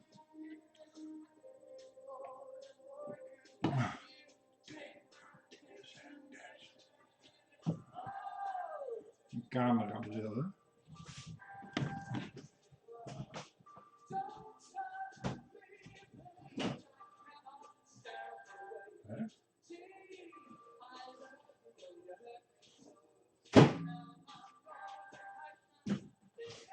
Ik heb echt serieus de magnetron aangezet, eten niet in de magnetron gedaan en dat ding op 8 minuten laten lopen. Ja, nou. Dan heb ik echt drank op. Romulus.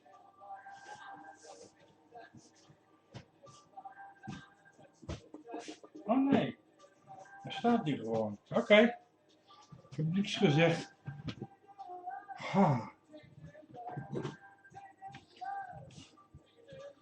Ben ik weer. Want daar is mijn bocht.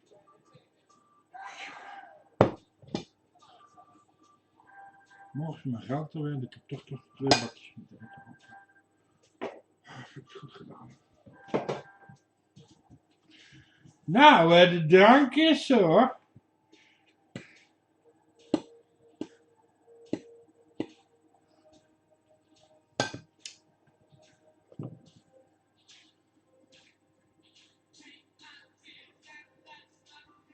Oh.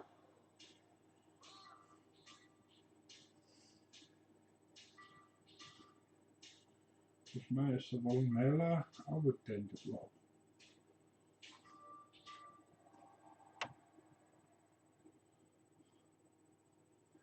Oh, iets terug, hè?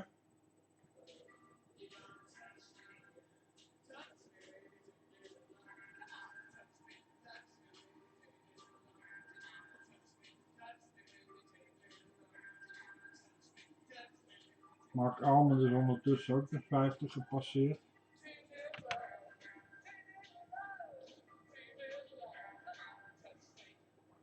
Toen het uitkwam in de jaren 80 dacht ik, maar raar iemand.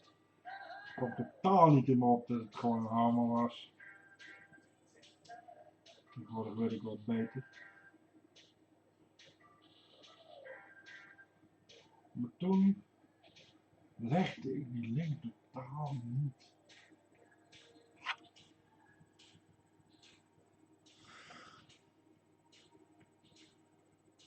Terwijl, ja, ik ben Bier, hè? Ik heb vriendjes gehad van alles van alle kanten.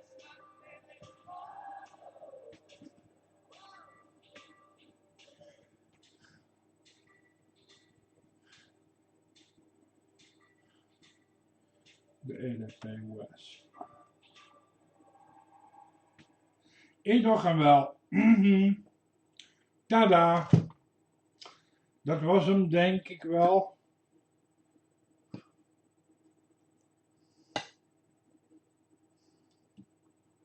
We hebben genoeg bier gehad. We zitten op bijna 2 uur. Misschien neem ik dadelijk nog wel een biertje. Maar dat komt niet op de camera. 2 uur video is genoeg.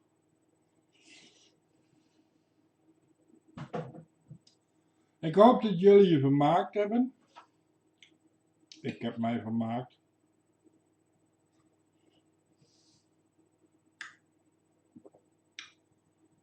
En ja. Een tip van Guru Marco. Geniet maar drink met mate. Zoals je vaak ziet, ik ben meestal nuchter als ik film. Dat komt omdat ik meestal nuchter ben. Maar af en toe, je flink het lazen zuipen is goed voor je. Zolang dat maar 1 keer in de 2 weken gebeurt en niet elke week, niet elke dag. Af en toe een reset. Komt er wat ruimte vrij in je hoofd. Niks om je voor te schamen, daarom neem ik het ook op. Maar ook leuk om terug te zien. Hè? Marco de Roken. Heb je weer wat geleerd? En tot de volgende keer en wat rusten straks. Doei doei.